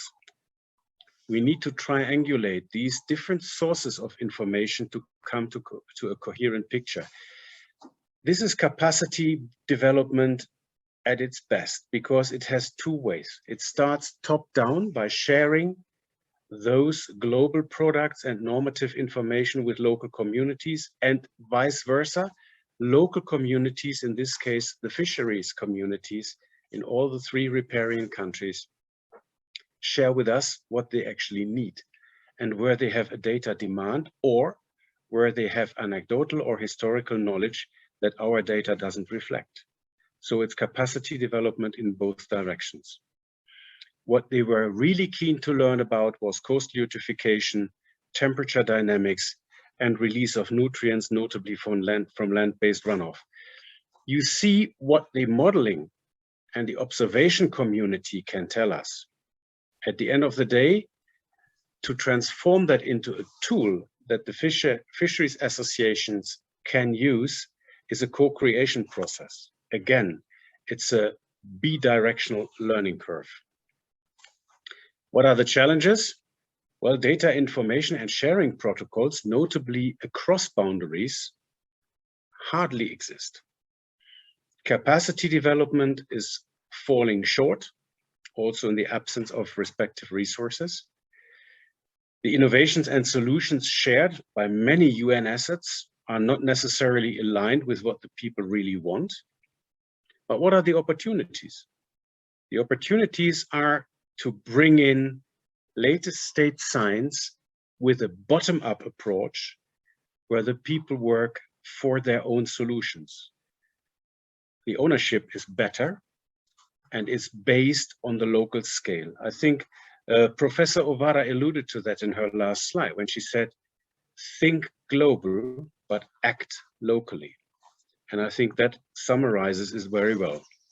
How do we come from data to action? Through citizen engagement, citizen science, digitalization. Those are all also cultural aspects in a sense of multicultural learning. The digitalization of the water sector is key, and that also applies to supply chains, to blockchain technologies, what have you. But to come from information into tangible action, we have to have a very clear, pragmatic, and demonstrable information chain that works on the local scale. The World Water Quality Alliance is trying to do that in terms of pushing and advocating co-creation of solutions, currently with 50+ municipal water forums. And that's really bottom up, some of which are on lake basins, and in Uganda, for instance, look into the cleanup of plastics. Scientific observations and monitoring are undertaken by communities, basically complementing official mechanisms through citizen science, is way more viable and long-term relevant if communities have been engaged from the onset. It generates awareness and ownership. There is one mechanism out there that is currently conducted by UNEP's Ecosystem Division, which works closely with the Rotary Foundation to build partnerships for cleaning up rivers. They call it Adopt a River. What does that mean? You can argue, okay, do we need to mobilize civil society with a kind of notion of being an elite society? I don't think that is actually the case, because it's really bottom-up communities that are mobilized through a global network. And the impact on addressing local systems and building ownership and respond to global problems, be it climate, temperature, or pollution, is significant. Currently, this program has 29 Rotary clubs involved, 3 in Ethiopia, 17 in Kenya, and 9 cleanup funded foundations. We can argue, but what it really illustrates is certainly the involvement and mobilization of civil society. And that brings in the notion of science diplomacy. I think the link between the international agencies and ordinary citizens in municipal or lake level permits a dialogue which otherwise is quite hampered. Exchange of knowledge and experience between local communities from different nations and regions is a tangible pathway towards science diplomacy and engagement. I mentioned the 50 municipal water forums, and the capacity development is a central element to it, notably in a two-way street, as I said before. What it is good for, we have heard a lot about in the keynotes. It's tourism, fisheries, climate regulation, recreation, historical values, spiritual values, I would even want to add, and identity. With that said, and with my last slide, let me also take the opportunity that we take these operational paragraphs in the lake resolution very serious. We're not just constraining us to lakes. We think it's really also reservoirs, rivers, and groundwater bodies. And we will have a first proof of concept of these municipal water forums telling us what kind of experiences have they made in a conference between 28 and 30 November at Lake Constance in Germany. And we would invite iLeak and the Global Fund for Nature, Global Nature Fund, to join us, to learn. We will not ask the big entities like IUCN, Ramsar, and the donor community to speak, but to listen and to learn. So it's capacity development bottom up to us. And then we can decide, is that a good model or does it need improvement? Thank you very much indeed. And with this, I stop sharing.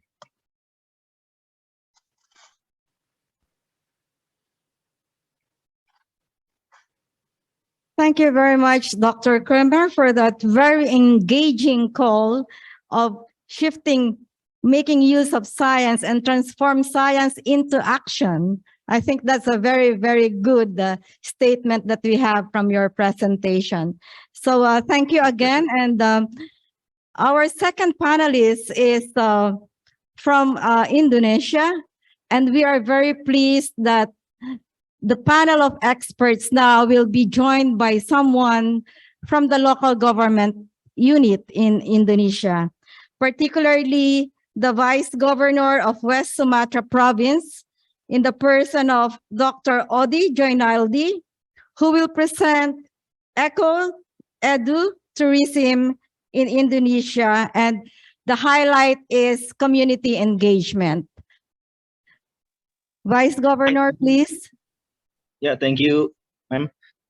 Let me share my presentation.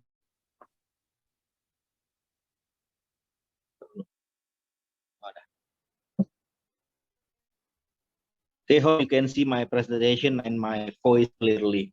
Good afternoon, everybody, distinguished guests, ladies and gentlemen. Today, I would like to present about our province, West Sumatra Province.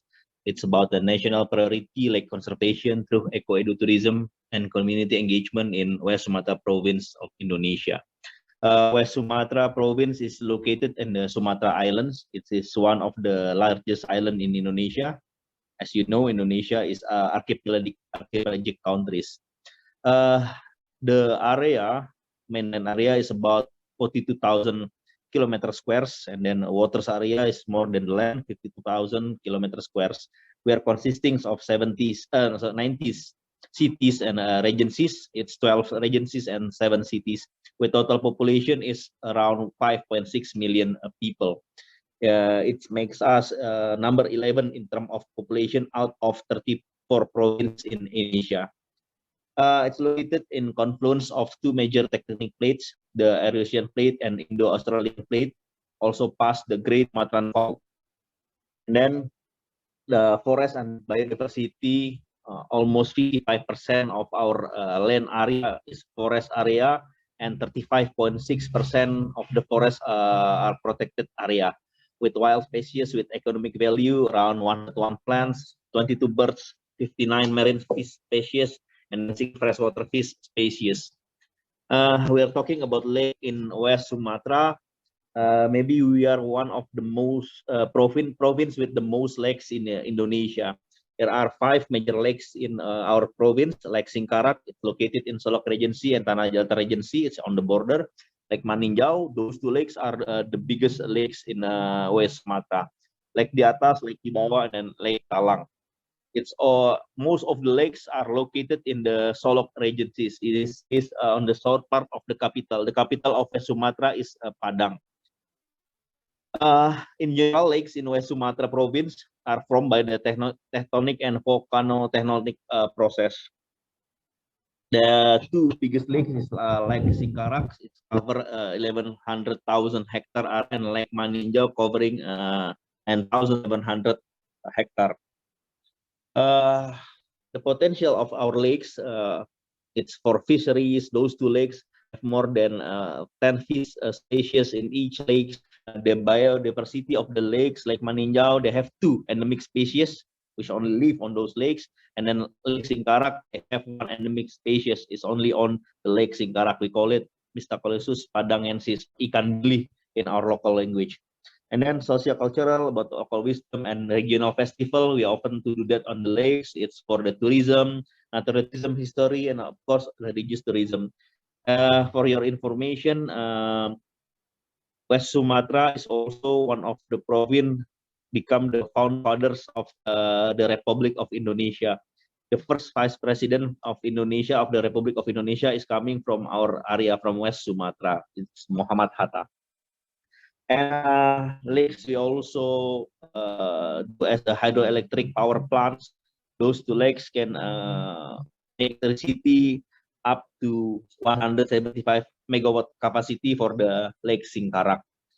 Of course, we have problems in our priority lakes in West Sumatra, damage of catchment area and lake borders, land use, illegal buildings, waste, dumping on the lake borders, changing of lake ecosystem, decreasing the water quality, sedimentation, decreasing of endemic species population, solid waste dumping, and wastewater effluent disposing into the lake. Then community and socio-economic, decreasing of tourism activity because the decreasing of the lakes, and community economic dependence focus on lake activities. Do conservation of priority lakes in West Sumatra through edu, tourism, and community engagement. First, lake area as a site of the geopark master plan.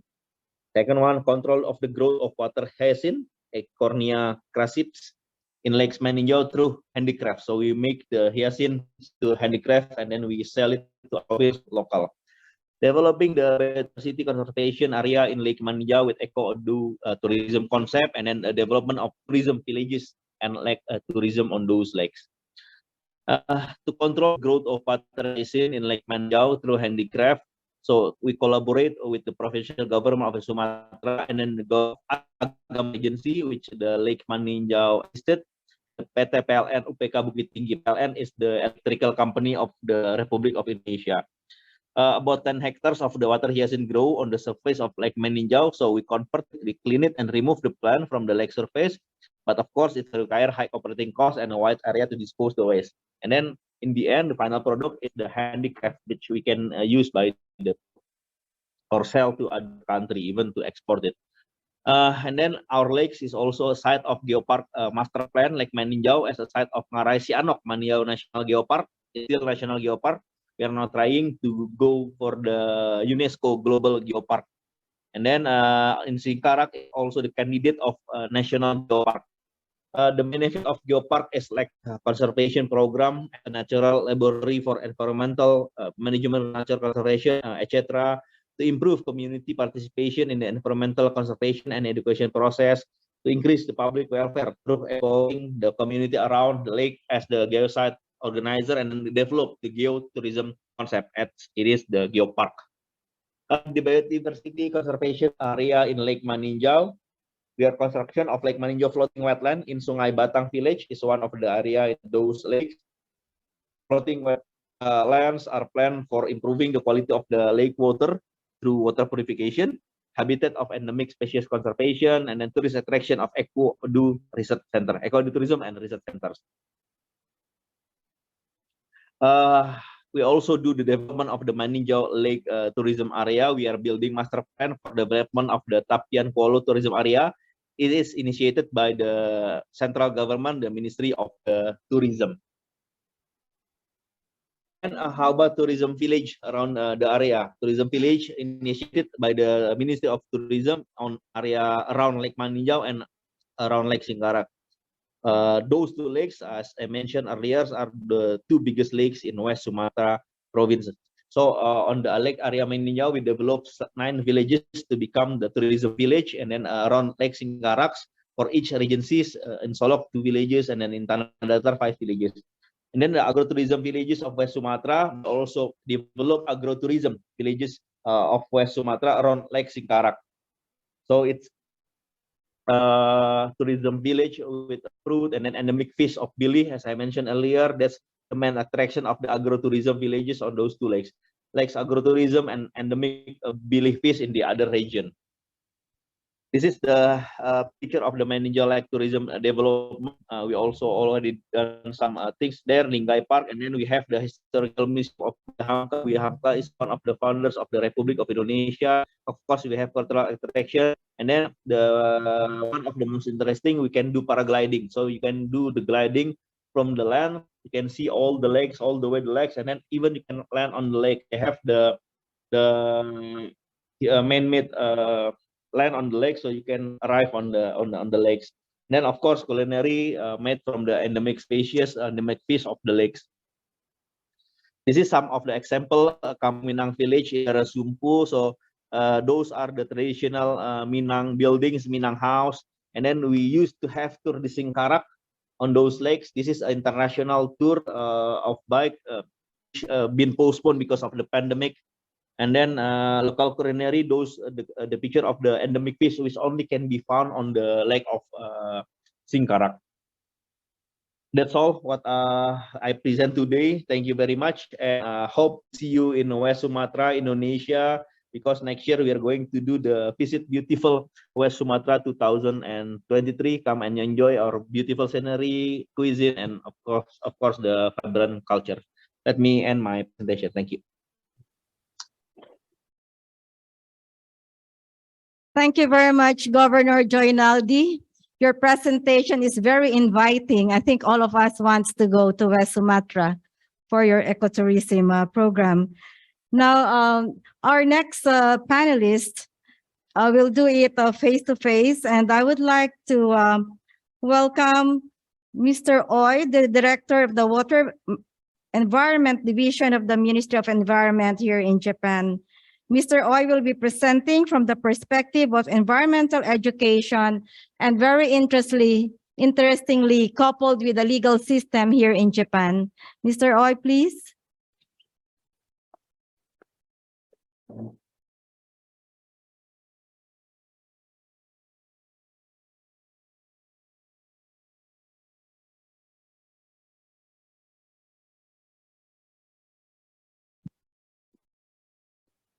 Thank you, Rennie-san, for your kind introduction.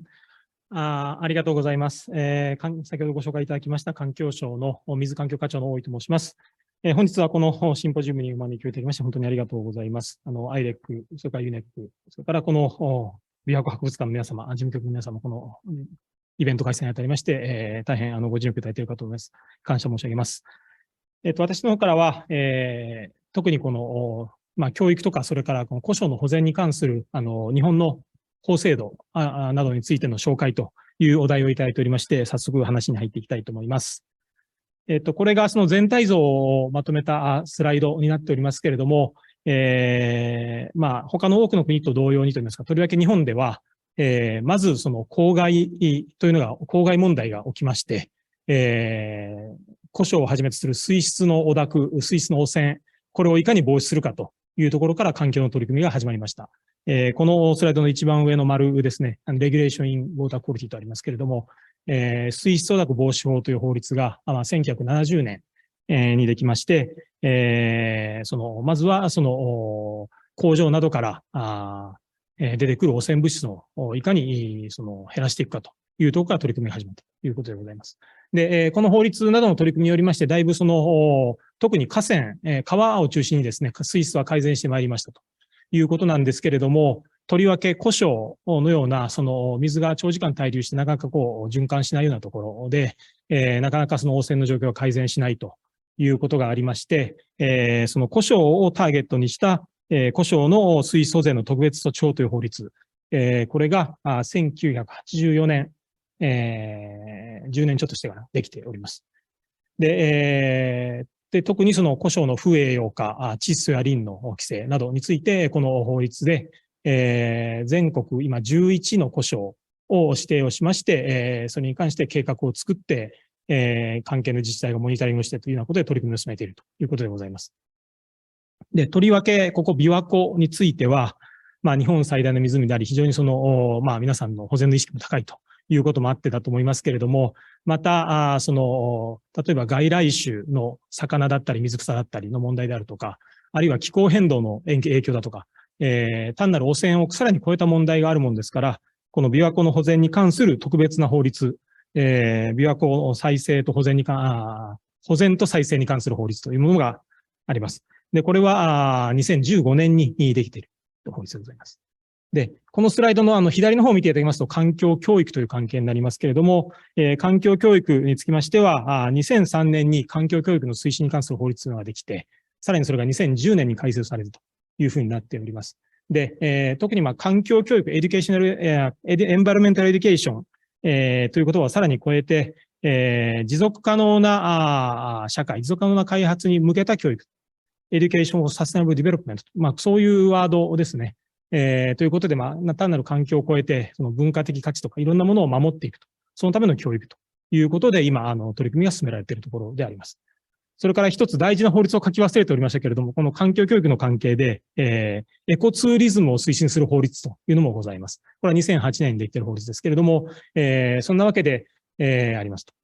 で、さらには、これらを全体を統括するような感じで、水循環に関する基本法という法律もございます。これもまだできて新しい法律ですけれども、2014年にできております。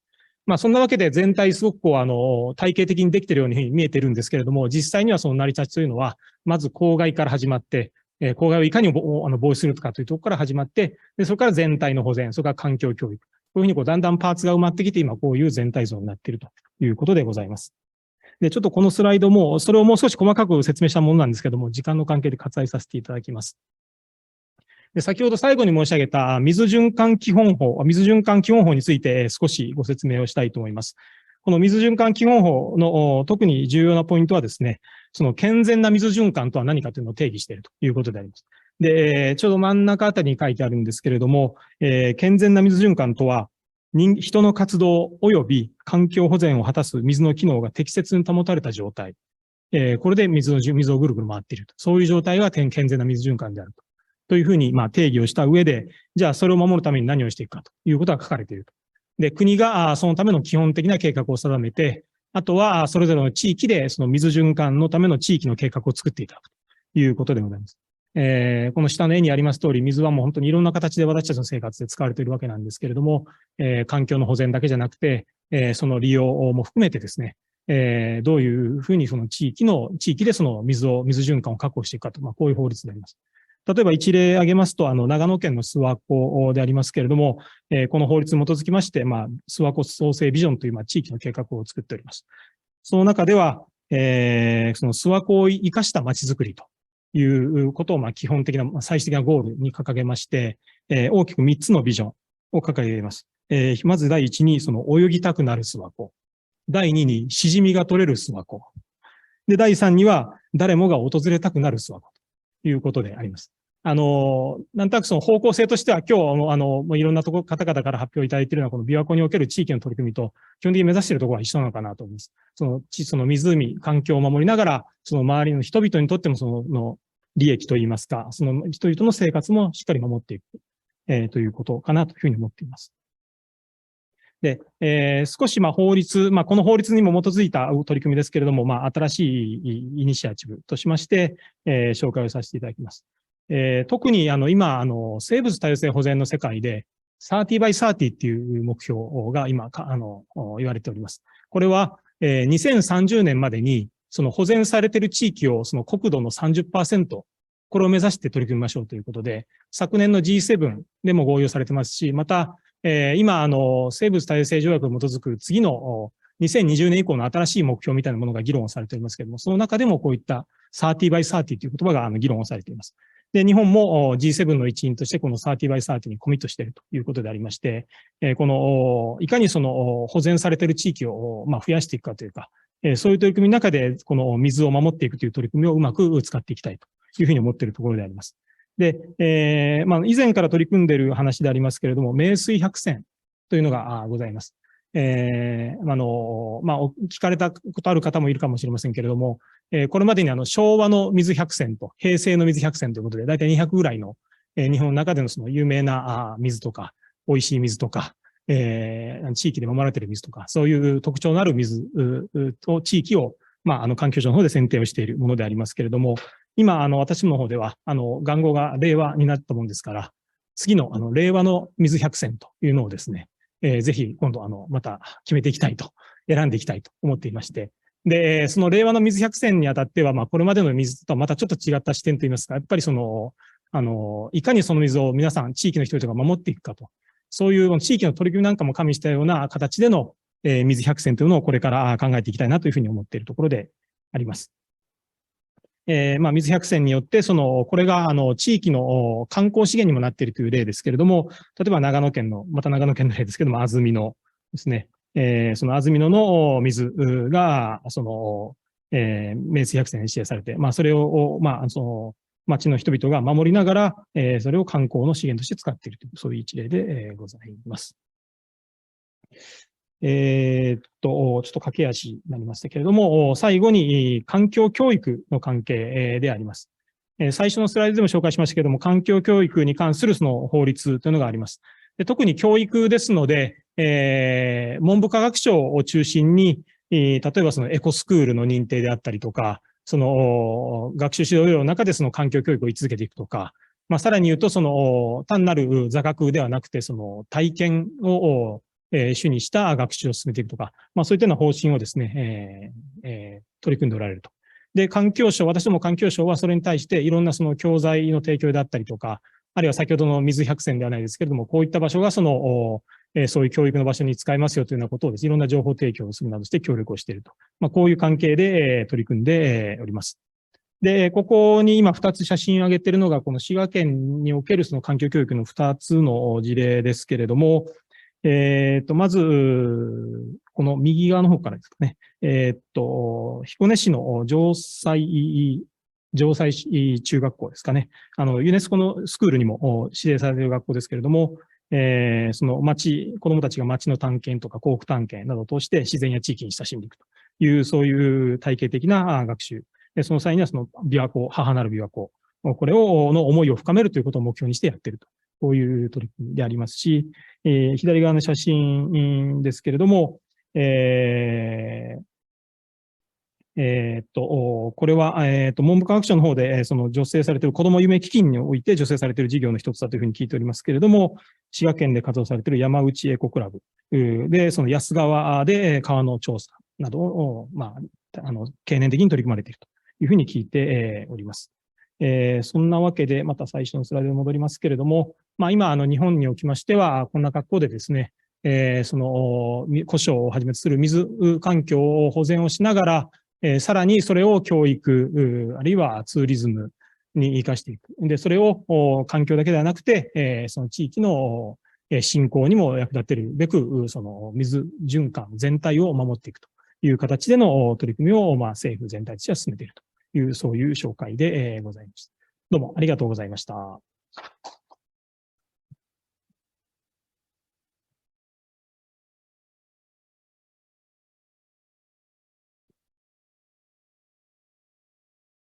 That was a very interesting presentation, and conservation in terms of looking into the hydrological cycle is, I think, if I'm not mistaken, that originated here in Japan. You can correct me, but that's the first impression that I got. Now,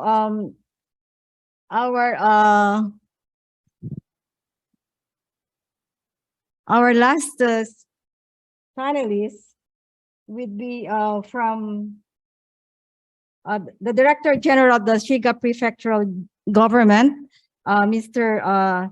Nobuhiko Miwa. And again, this is also something that really impresses me of having a mother lake goals vis-a-vis the sustainable development goals. So may I please call in now for Mr. Miwa, the floor is yours. Thank you.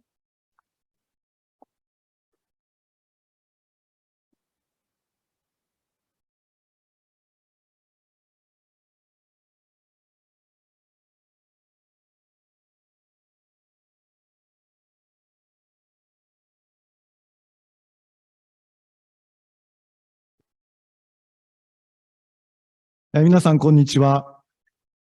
滋賀県理事の三輪と申します。私は滋賀県の、科学の技術職員といたしまして、35年間余りですね、環境行政に携わってまいりました。今日はこの琵琶湖の文化的サービスの持続可能な利用についてお話をいたします。合わせて、琵琶湖版の SDGs、先ほどご紹介いただきましたが、マザーレイクゴールズについてもほんの少しだけですが、本当はこれを一晩中喋りたいところですが、少しだけお話をいたします。まず、文化的サービス、これは、これからご説明するこの琵琶湖の価値の中から人間がそれを文化的なものと認識いたしまして、活用、利用するものであるというふうに考えています。琵琶湖の価値については先ほど大和田先生のお話の中にも出てまいりましたので、ごく簡単に説明してまいります。一つ目が400万年と言われる琵琶湖の豊かな自然環境としての価値でございます。琵琶湖にしかいない固有種がたくさんおります。それから非常にこれ重要なことですが、1450万人の飲料水源としての価値。同じ閉鎖性水域であっても、海とは決定的に違うというのが、ここであろうというふうに思っております。3つ目が、小鮎、本モロコ、セタシジミなど水産業の場としての価値でございます。漁師さんのお話がこれまでも今日何度も出てまいりましたが、人との関わりの中で、船寿司など独自の食文化も作り出しております。そして4つ目が観光資源としての価値。本日のテーマでもありましたこのツーリズム。ありのままの自然の姿と合わせまして、滋賀、琵琶湖ならではの自然と人とが共生する暮らしを、主に他のエリアから訪れる人たちにも体感してもらうということでございます。そんな滋賀では最近新しいツーリズムのコンセプトといたしまして、滋賀リズムと言っておりますが、これは琵琶湖をはじめとした自然と歩みを揃え、ゆっくり丁寧に暮らしてきた滋賀の時間の流れ、暮らしを体感することで、心のリズムを整える新たな旅の提案でございます。5つ目は学術研究の場としての価値、たくさんの研究所、大学がございます。6つ目がラムサール条約の登録地としての価値でございます。そして7つ目、祈りと暮らしに関わる遺産としての価値。これは古来、琵琶湖が仏教の普及とともに、水の浄土として見立てられてきたと、宗教的な関係もございます。水と人の営みが調和いたしました、この琵琶湖とその水辺景観は、2015年に日本遺産に認定されておりますが、先ほど来、大和田先生の話もありました、この世界農業遺産、琵琶湖と共生する農林水産業、琵琶湖システムとして、本年7月に国連食糧農業機関 FAO より世界農業遺産に認定をされております。琵琶湖はこのような恵みをもたらすと同時に、実は数々の試練を私たちにも与えてきております。1896年の大洪水の様子でございます。琵琶湖から流れ出す自然河川は、瀬田川1本しかありません。したがって、滋賀県民は何度となく水害に悩まされてまいりました。この琵琶湖と周辺に暮らす私たちとの長い長い関係は、個々にということもありますが、全体のつながりとして丸ごと見ることがより重要であるというふうに考えております。特定の大きな発生源が問題だった1960年代以降とは異なりまして、現代の琵琶湖の課題というのは多様化し、関係性は複雑化しております。すなわち劇的な改善につながる対策はないということを同時に表しております。さらに言い換えると、多くの人たちに協力いただき、少しずつの努力こそが、琵琶湖を美しくするための唯一の道であるということを示していると思います。琵琶湖は私たちの暮らしを映す鏡というふうに例えられます。鏡を磨いてもそこに映っているものは決してきれいにはなりません。私たちの暮らしをきれいに整えること、これが琵琶湖を美しくすることに他なりません。また同時に地球温暖化や気候変動の影響も近年、琵琶湖に現れ始めておりまして、例えば、琵琶湖では冬に湖面の水が冷やされて、沈んでいって上下の水が混合する全層循環が毎年起こっておりましたが、これが2018年の冬、2019年の冬には起こりませんでした。こうした琵琶湖に現れる変化を通しまして、私たちは地球環境問題をも知ることができます。琵琶湖を取り巻く課題が複雑化多様化する中で、先ほど申し上げた多くの人の少しずつの努力こそが、琵琶湖を美しくするための唯一の道であるということを踏まえまして、昨年7月、多くの人の参加の下で、作ったのがマザーレイクゴールズでございます。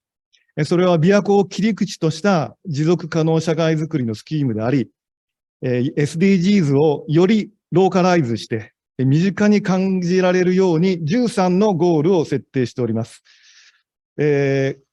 特に11番、12番が本日関係してくるかなと思います。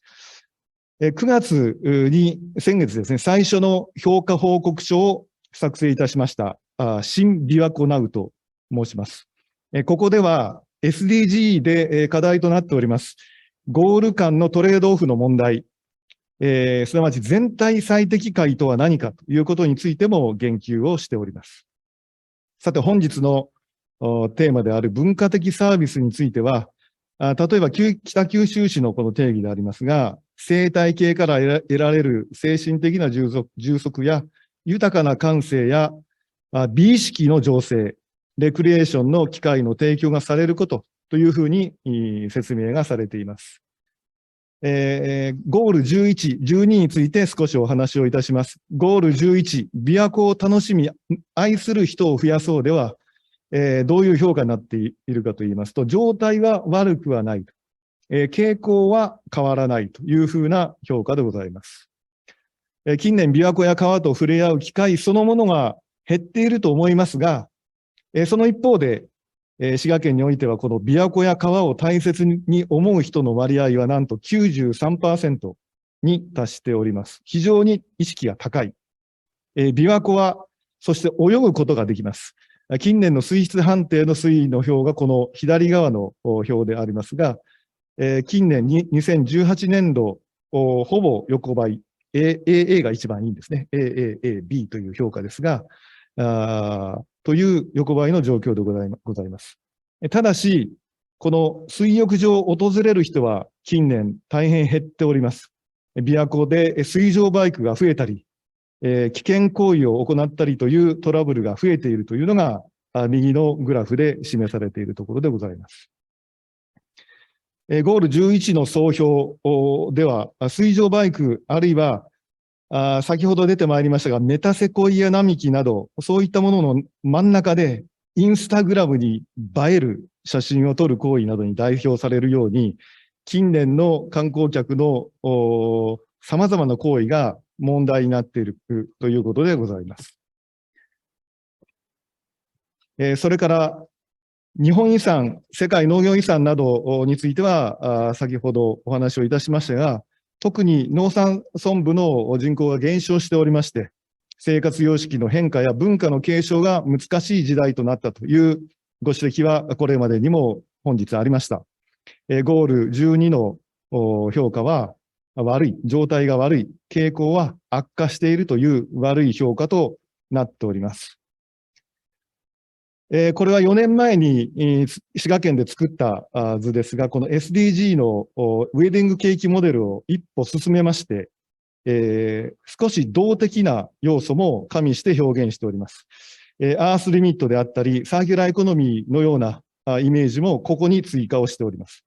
持続可能社会というのは、環境と経済社会活動をつなぐ健全な循環が成り立っている社会でありまして、私たちはその健全な循環の範囲内においてのみ、琵琶湖の文化的サービスを賢く活用することが求められると私たちは考えております。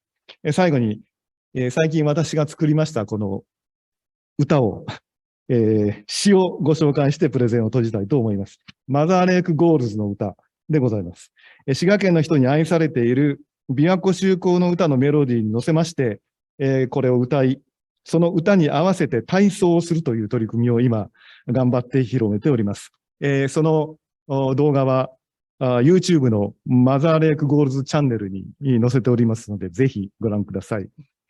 琵琶湖と水とが琵琶湖と人とが長い年月をかけて築き上げてきましたこの共生関係と、それに根ざす文化の持つポテンシャルは非常に高いと思います。こうした滋賀の暮らしは世界の持続可能社会のモデルになり得ると考えておりまして、必ず滋賀を訪れる人の心に響くものであると確信していると申し上げて私のプレゼンを終わります。ありがとうございました。Thank you very much.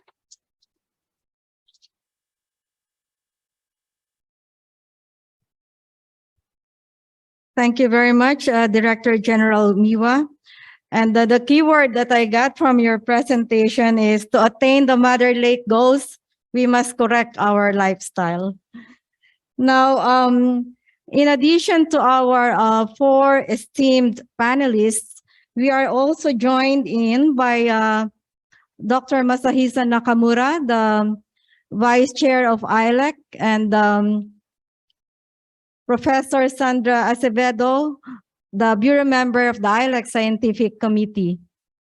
Now, before we go to the panel discussion, wherein, of course, we'll be talking about the sustainable use of lakes and what must be done. Are there necessary steps that are still to be done to have this thing that we are aiming for, the sustainable use of lakes, especially for its cultural services? So as I said, before we move on to the panel discussion, may I call in Rika? Let's look on the result of the survey, which was done this afternoon, or I think early this morning. So Rika, please. Hear me? Question was, what do you associate with the value of the lake? So the audience chose the answer from the multiple choices. And the number one is rich natural environment. And ranked second was water supply, agriculture, and sorry, I cannot see it. Water supply, agriculture, industrial water. And the ranked third is fishery resources. And then ranked fourth is leisure, recreation. And the second question was, what do you think is needed to protect and foster the value of the lake and and also to connect it to the next generation?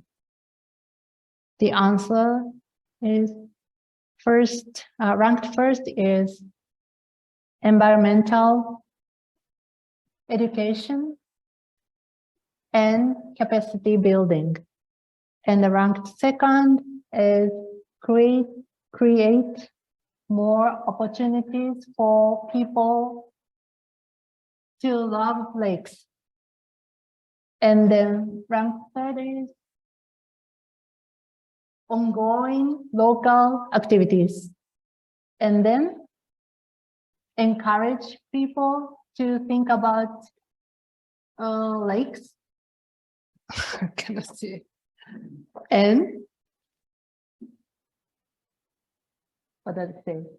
Lenny, can you see? Yeah, the red one. Yeah. Yeah, encourage people to think about lakes. There's an example, but it's not complete here. Establishment of World Lakes Day. Wow, I'm glad this came up. Okay. Thank you. Thank you. That's the questionnaire we asked for the audience, from the audience.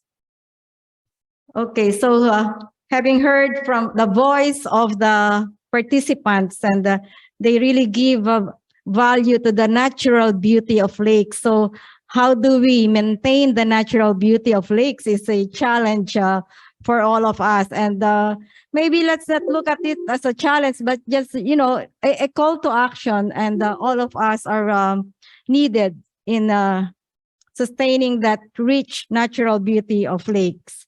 So thank you very much for all the presentations. And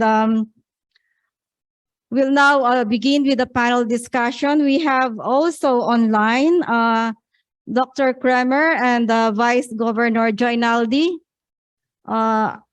If you can show them on the screen, are they still online? And they can participate, of course, in the panel discussion. Yes, very good. So we have Dr. Kremer here. Now, to start off with the panel discussion is we saw in the survey that the rich natural beauty of lakes is the primary value that the people have. But since we are promoting also like ecotourism, where there is local contribution, local participation, is that for it to be more effective, there should be a need for the visitors to know also the local culture. And the visitors has to be culturally sensitive to the people in the particular village that they're going to visit. So there is also this thing about the economic incentives, because some of the local communities engaged in ecotourism would also depend on that for livelihood. So the economic factor is very, very important to sustain this ecotourism. So with that in mind, I would like to start the ball rolling for our panelists, and we will continue to pick up to the discussion. So anyone may start, Dr. Kramer may start, and Dr. Joinaldi, please join us also. Thanks very much for inviting me to be the first. That's probably the easiest because nobody has spoken yet, so I can do all the mistakes that the others can avoid later. I guess the response to that is a system view, to apply a system view between nature and society. I mean, the system view that we try to promote is a socio-ecological system. It's a system where lifestyles, aspirations, the needs and requirements of economy on the one hand, but also the ecosystem goods and services, which are not just economical flows, but which are at the same time also cultural values, recreational values, spiritual values, I mentioned that before, play a significant role. To generate the ownership on all these different values, starting locally and building it up across the communities, the riparian communities around a certain water body, it can also be a river, as I said before, that is a measure that is a constantly rolling process.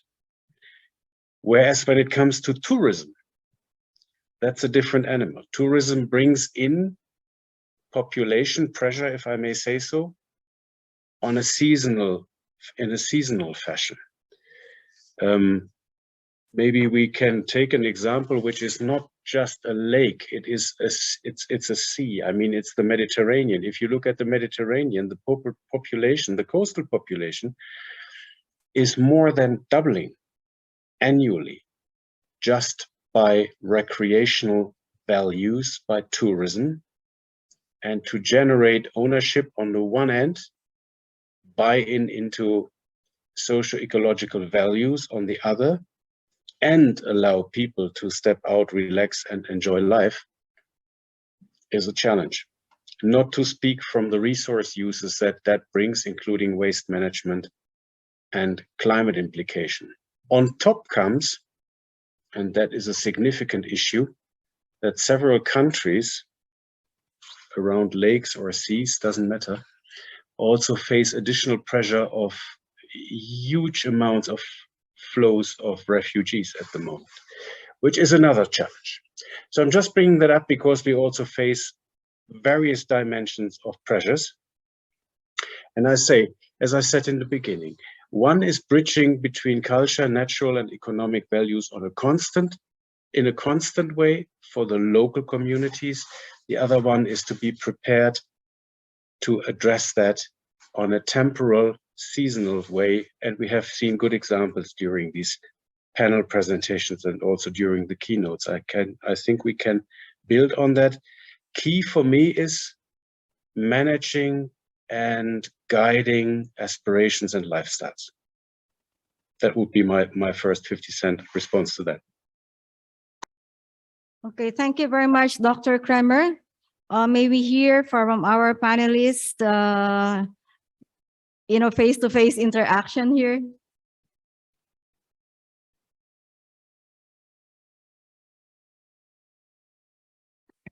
Oh, thank you, Leni. Thank you, ILEC, for the opportunity. And first of all, I wanted to express that I am so happy when I realized during the UNEP presentation that the principles of ILBM platform developed by ILEC during the last 20 years are completely in agreement with World Water Quality Alliance goals.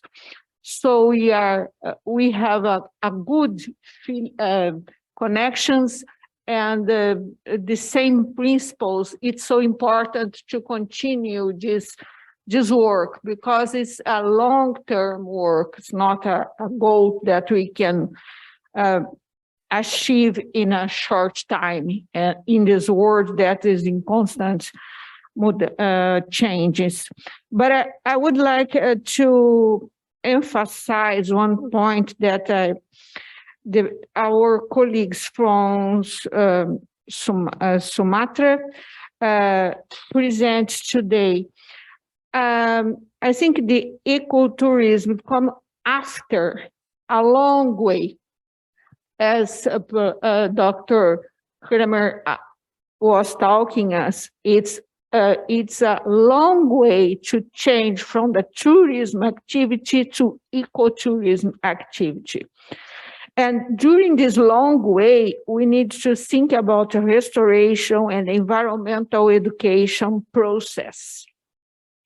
So I have a question that I think we need to keep in mind and thinking carefully. How it can be achieved under a social and economically sustainable way. It's different realities in the world. For example, when you compare Japan conditions, Japan realities, we can realize that you are so far from other countries, developing countries. But it's important, it's so important to get these goals, to change from a tourism that is predatory activity sometimes and give much more trouble when we think about environmental, and consequently we think about local people, because nobody wants to go to a dirty place, destroyed place, polluted place. So in short time could be a good business, but in long term, we are destroying the value of that community.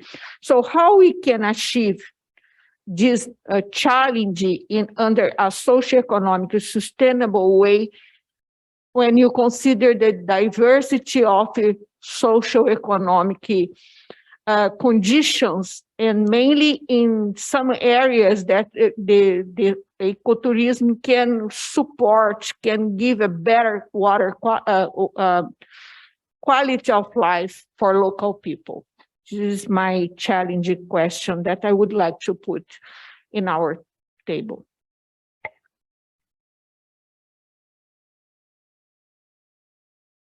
So anyone, please feel free for a rejoinder or, yeah.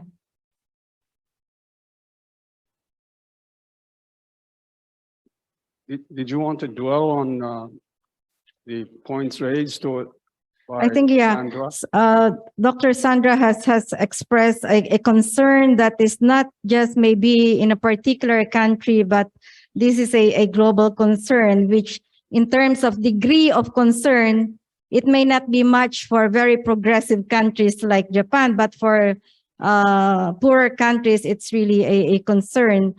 For Professor Nakamura, the values of lakes, of course, depend on the perception of the people and the connection of the people living around the lake. But for example, in the Mother Lake goals, wherein you're a citizen of Shiga and also of a stakeholder of Lake Biwa, is that this process of engagement of the communities, is there also like a strong science into the engagement of the communities in coming out with the Mother Lake goals? Yeah, Dr. Nakamura and the Director General. Go ahead. Thank you very much. 滋賀県の人は、琵琶湖が有限である、限度があるということを考感覚的に知っています。これは非常に重要なことで、先ほど世界農業遺産の中でも出てきましたが、琵琶湖にあるエリという町の漁業というのがありますけど、限度を超えて搾取し続けると持続可能ではないということを感覚的に理解するということが非常に重要で、それに気がついている人は滋賀県にたくさんいて、その人たちと一緒にその思いを伝えていくこと、広げていくことというのを丁寧にやってきたつもりなんですが、それの一つの表れがマザーレッグゴールズだというふうに思います。これは滋賀県がもともと農業県であり、林業があり、漁業があり、そういったものを、取りすぎないようにして、活用してきたということが、すべてにおいて、今、やはり琵琶湖があるおかげでですね、それが感覚的に理解できる。そのことを、多くの人に今、この時代に伝えていくことで、このエコツーリズムの過剰な搾取を抑制することにつながるのではないかというふうに考えます。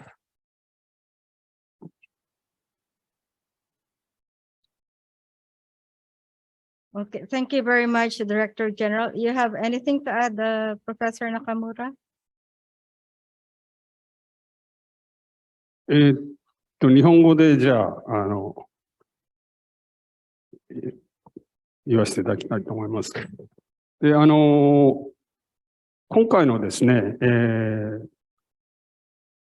エコツーリズムという、題材と、サステナブルレイマネジメントですね、SLM っていうんですかね、ハートイック先生が紹介されたことっていうのは、非常に親和性が高いというか、両方ともですね、エコツーリズムで湖で、湖のエコツーリズムと、では他のエコツーリズムが、違うところがあるかどうかっていうときに、湖の場合に、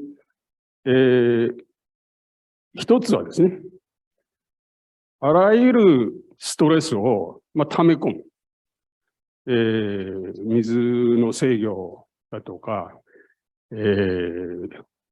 流出、堆積、温暖化の問題も含めてですね、非常にストレスを溜め込むという性質があるところに対して、どういうふうに目を向けるかということも含めて、エコツーリズムという考え方っていうのは非常に重要ですよねという面が一つあるわけですよね。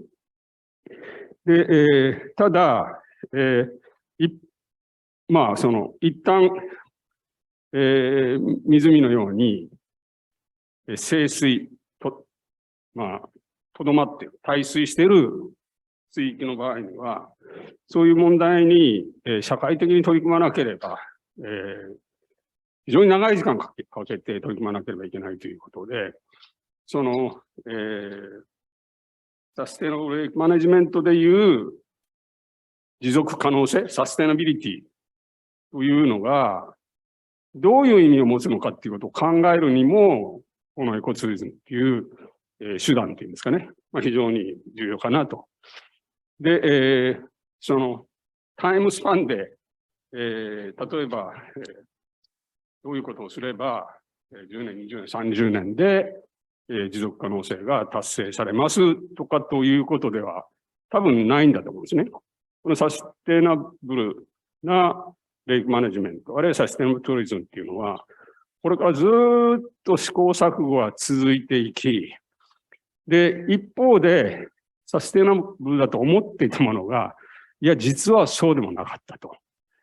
例えばさっきの琵琶湖の話でもですね、もうすでに、いや、我々ほとんどの食料はですね、海外から輸入してるわけですから、琵琶湖でサステナブルと思っていたんだけれど、実はどこかのサステナビリティを壊して、我々、まあ、生活しているということも含めて考えていかないといけないということになりますし、それから琵琶湖のモデルが非常にこう国際的に重要な意味を持つということは、琵琶湖のような湖の場合にはこうだけれど、様々な湖があって、様々なサステナビリティの考え方があるという、ことになりますし、そういう、なんていうんですかね、まあ、いろんなサステナビリティを考えるきっかけを作っていくということも、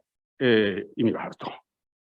で、さらに言えばですね、それぞれの国の歴史だとかですね、それから文化だとか、ものの考え方だとか、価値観とかっていうのは、まあ、全然違いますから、そのインドネシアの、方々が考えて、彼らの文化とか伝統だとかということで位置づける、サステナビリティという考え方も、我々も学んでいかなきゃいけないし、そういうその、多分時間スパンでどう考えていくか、先ほどね、多分サステナビリティという考え方は、多分この SDG が終わったですね、2030終わった後、評価してですね、多分また新しい取り組みをしていくんだと思うんですけどね。でその時にはまあ非常に大きなですね、反省点があったと。こういうことはあまり、まあ、いけるかなと思ったけど、なかなかいけなかったというようなこともあるでしょうし、それから先ほどのですね、地域間というようなことも出てくる。それから、パーセプションっていうんですかね、考え方の違いっていうのは、いろんなファクターがあるんで、そういうことをすべて考えていくときに、エコツーリズムも同じことを考えていかないといけない。サステナビリティレイクマネジメントも同様に、様々な課題を抱えながら進んでいくと。それを試行錯誤して、サイクリックっていうんですかね、評価して、どういうところを、まあ、方向を変えていくかというようなことは、常にですね、課題に持って進んでいくということが、まあ、重要かなと。これは両方にね、省流管理の話も、からエコツーリズムの話も、両方に共通しているかなというふうには思いますけど。Okay, thank you. Thank you very much, Professor Nakamura, and for the wisdom of what you just shared to us. Now, in particular, for the Ministry of Environment in Japan, is this water cycle, where it's part of the basic law and environmental education. So, the environmental education process, as you have shown, is, I think, something that could be a good model also for other countries. I just wonder if the children are made to understand where in that particular water cycle does their role become very, very important. Thank you very much for your question. 日本語でお答えします。I speak in Japanese. Yes, なかなかお答えしにくいと言いますか、環境教育、体験型学習ってやっぱそれぞれの現場でされているものですので、それぞれの現場でどういうふうな学習をされて、それで子どもたちが何を感じるかっていうのは、まさにそのプログラムにもよるのかなという気がします。ですので、特に私がさっき紹介したその滋賀県の事例に関して言いますと、やっぱり、そうですね、琵琶湖っていうのは本当にいい教材だと思いますけれども、自然資源としても非常に豊かであるし、また、それを活用して、その漁業だったり、なんて言いますか、人々の生活にすごく近いところにあるっていう、まさにマザーレイクだと思いますので、特にその滋賀県のさっきの安とか彦根の子どもたちは、この琵琶湖の自然を守るっていうところをやっぱりすごく重視して受け止めた上で、その水のありがたさみたいなものをきっと理解してくれてるんじゃないかなと、子どもたちに直接聞いたわけじゃないですけれども、そういうプログラムを組まれてるなというふうなことは思いました。ありがとうございます。Yeah, thank you very much for sharing with us the basic law and, of course, your environmental education activities. Can we please check if the Vice Governor is still online? Vice Governor Joynaldi, may we know if you're still online?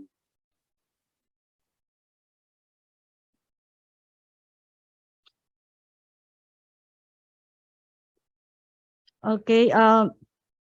Maybe he's not online anymore, but the similar to what was raised with the Minister of Environment is in lakes in West Sumatera. It would be also interesting to find out if environmental education at the primary school or secondary school is already embedded in the curriculum in the area, wherein sustainability, nature appreciation, ecotourism, the value of Lake Maninjao is embedded. So maybe perhaps you could just communicate this to Vice Governor Joynaldi. It's been a very, very interesting panel discussion, but we are always limited by time. So I'd like to take this opportunity to thank the panelists and of course the speakers as well. And Dr. Kremer, thank you for joining from UNEP. And our apologies that you don't have this equipment that we have for translation, but I'm sure you can feel it in your heart, the heart of this discussion. All good from my end. And we have translation, so it is available through the Zoom tool, so I could follow. My Japanese is just not good enough. It's just this tiny little bit too little. But, okay. Yeah, thank you very much for the technology as well, that you have a direct translation. So we really appreciate your presence, and thank you very much for bringing into the audience the sustainable lake management, which was adopted in UNEA 5. Thank you very much for that. And it's not only a call to action for government, member states, and UNEP, but it's a call for everyone to be a part of this sustainable lake management process. So we'll be happy to engage further with you all, and notably between the Water Quality Alliance and ILEAC, which needs to be revitalized. It was very good in the beginning. We would need to work with the lake restoration resolution as well as the ecosystems decade, which we have as well. And that's the big global framework in which we're operating. And let's not forget, we have the water conference in March 2023, which will end up with probably a pathway towards a new water architecture. And I presume that the lakes will play a prominent role in there. And that's what I'm trying to find out in New York the week over next. But we have an open portal. The invitation stands for our Social Engagement Congress in Constance, end of November. Stay in touch. Thank you. Thank you very much. So with that, may I now give a summary of the panel discussion. What was highlighted are, the values of lakes, which may differ from different countries, different localities. But as Dr. Kramer has pointed out, there should be general ownership of the value of our lakes. And it's very good that UNEP gave a very good emphasis on data to action, because we need to have data, we need to have measurements, we need to have citizen science, because not everything can be done inside the laboratory. And as the saying goes, we cannot manage what we cannot measure. And this bottom-up social engagement is very, very important. We've learned from West Sumatra that in organization of programs for their ecotourism activities is the importance of the engagement of local communities and bringing in local wisdom into the program. For Japan, we heard from the Minister of Environment and the Water Cycle Basic Act, which is really impressive. And perhaps other countries may start to think of this the framework that has been developed by Japan in this Water Cycle Basic Act, because the sound water cycle, as mentioned, relies on how sustainable are the human activities, and which has impact also on environmental preservation. And would like to thank Shiga Prefecture for the Mother Lake goals.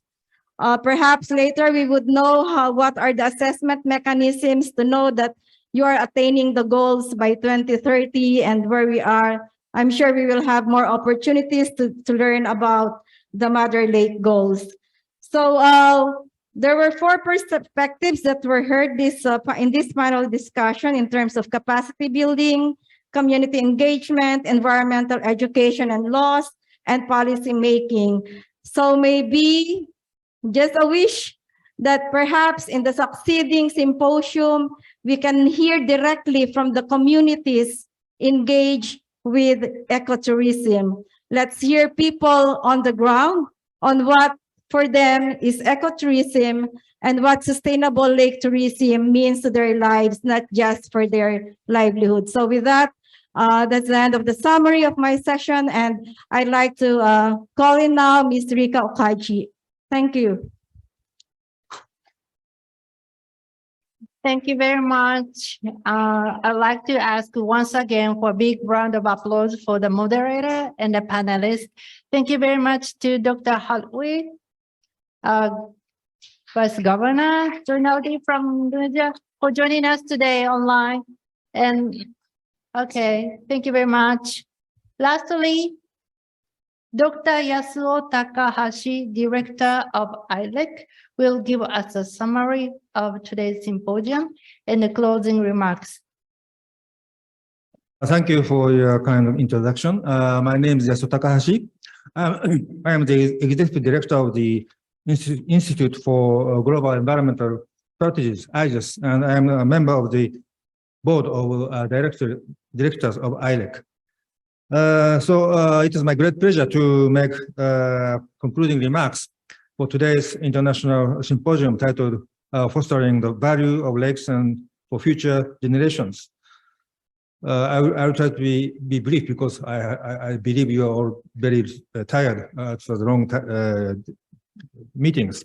So first of all, I would like to thank all the participants, speakers, panelists, and also the judges of the contest.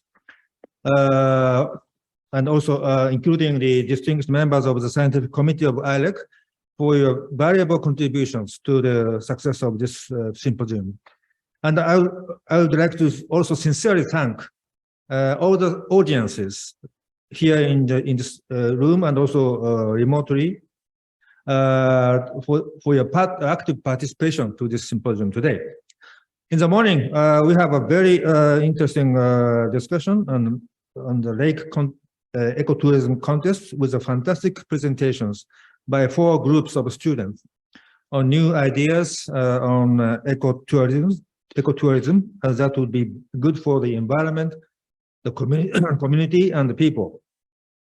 We are truly inspired and moved by these presentations for the creative ideas and a strong will toward the sustainable use of the lake basin environment. I would like to congratulate all the contestants for their achievement and thank all the contestants for giving us great hope for the future of Lake Biwa. In the morning session, we also had a very attractive presentations on the case studies of ecotourism in Japan, namely Higashi Omi and Makino, and also Vietnam. And also we have a presentation from the representatives of Lake Balaton Development Council, who will play an important role to hold the 19th World Lake Conference in Hungary next year, which will be the important next step for us. In the afternoon, we had an intensive discussion on protecting the cultural, historical, and scenic, regional, and ecological values of the lakes and how to pass these values on to the future generations. We had 2 valuable keynote speeches by Professor Owada and Mr. Schaefer, presenting the great potential of the globally important agricultural heritage system and the CG tourism, and also some risks of tourism on the environment and the importance of various tools and practices to make ecotourism more sustainable. And we have now like this very interesting panel discussion by key stakeholders, including UNEP. UNEP is a very important partner for us and the Central International Organization on this issue, and the local government of Indonesia.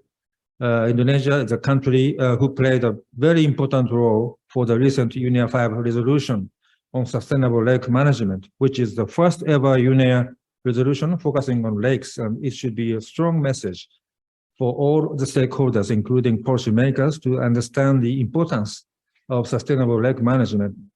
We also have the representatives from the Ministry of the Environment and Shiga Prefecture, who are, of course, very important players to enhance sustainable lake management policies and measures in Japan, and also take initiative to promote international cooperation on this matter, utilizing the rich experiences we have been accumulating in Japan for the integrated management of lakes, in particular for Lake Biwa, the mother lake for Shiga Prefecture. And I am pleased to say that ILEC and its scientific committee could also make valuable inputs to the discussion today based on the long and continuing efforts to contribute to the sustainable management and conservation of the world's lake and their basin environment through scientific knowledge, development, and institutional arrangements. The outcome of the panel discussion was well summarized by Lenny, so I'm not trying to summarize, but I would like to say that after the historical UNEA resolution, we are now in a new phase, new stage in our efforts to protect the lake environment. And it is critically important for us to keep the momentum generated by the UNEA resolution and further encourage all the stakeholders to enhance their efforts and mutual collaboration on this issue. As we all are aware, the global environment is now under critical conditions because of unsustainable human activities causing climate change, biodiversity loss, and the environmental pollution all over the world. We have additional challenges caused by the COVID-19 pandemic and also further hampered by ongoing geopolitical conflicts.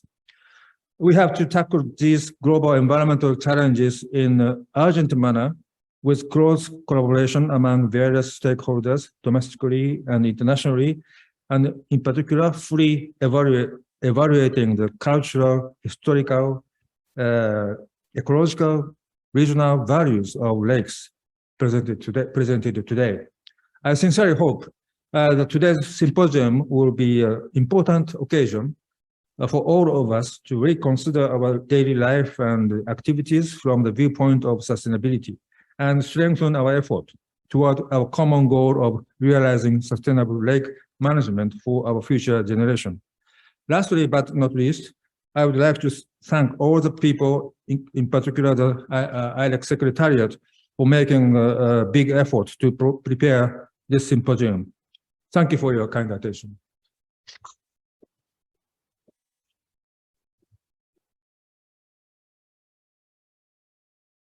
Thank you very much, Mr. Takahashi, for your summary and closing remarks. And this concludes the International Symposium 2022, Fostering the Value of Lakes for Future Generations. Thank you all very much for taking time out of your busy schedule to participate in today's symposium. And to the audience, we will send you a questionnaire about the symposium in the chat box, and we would appreciate your cooperation. Thank you very much.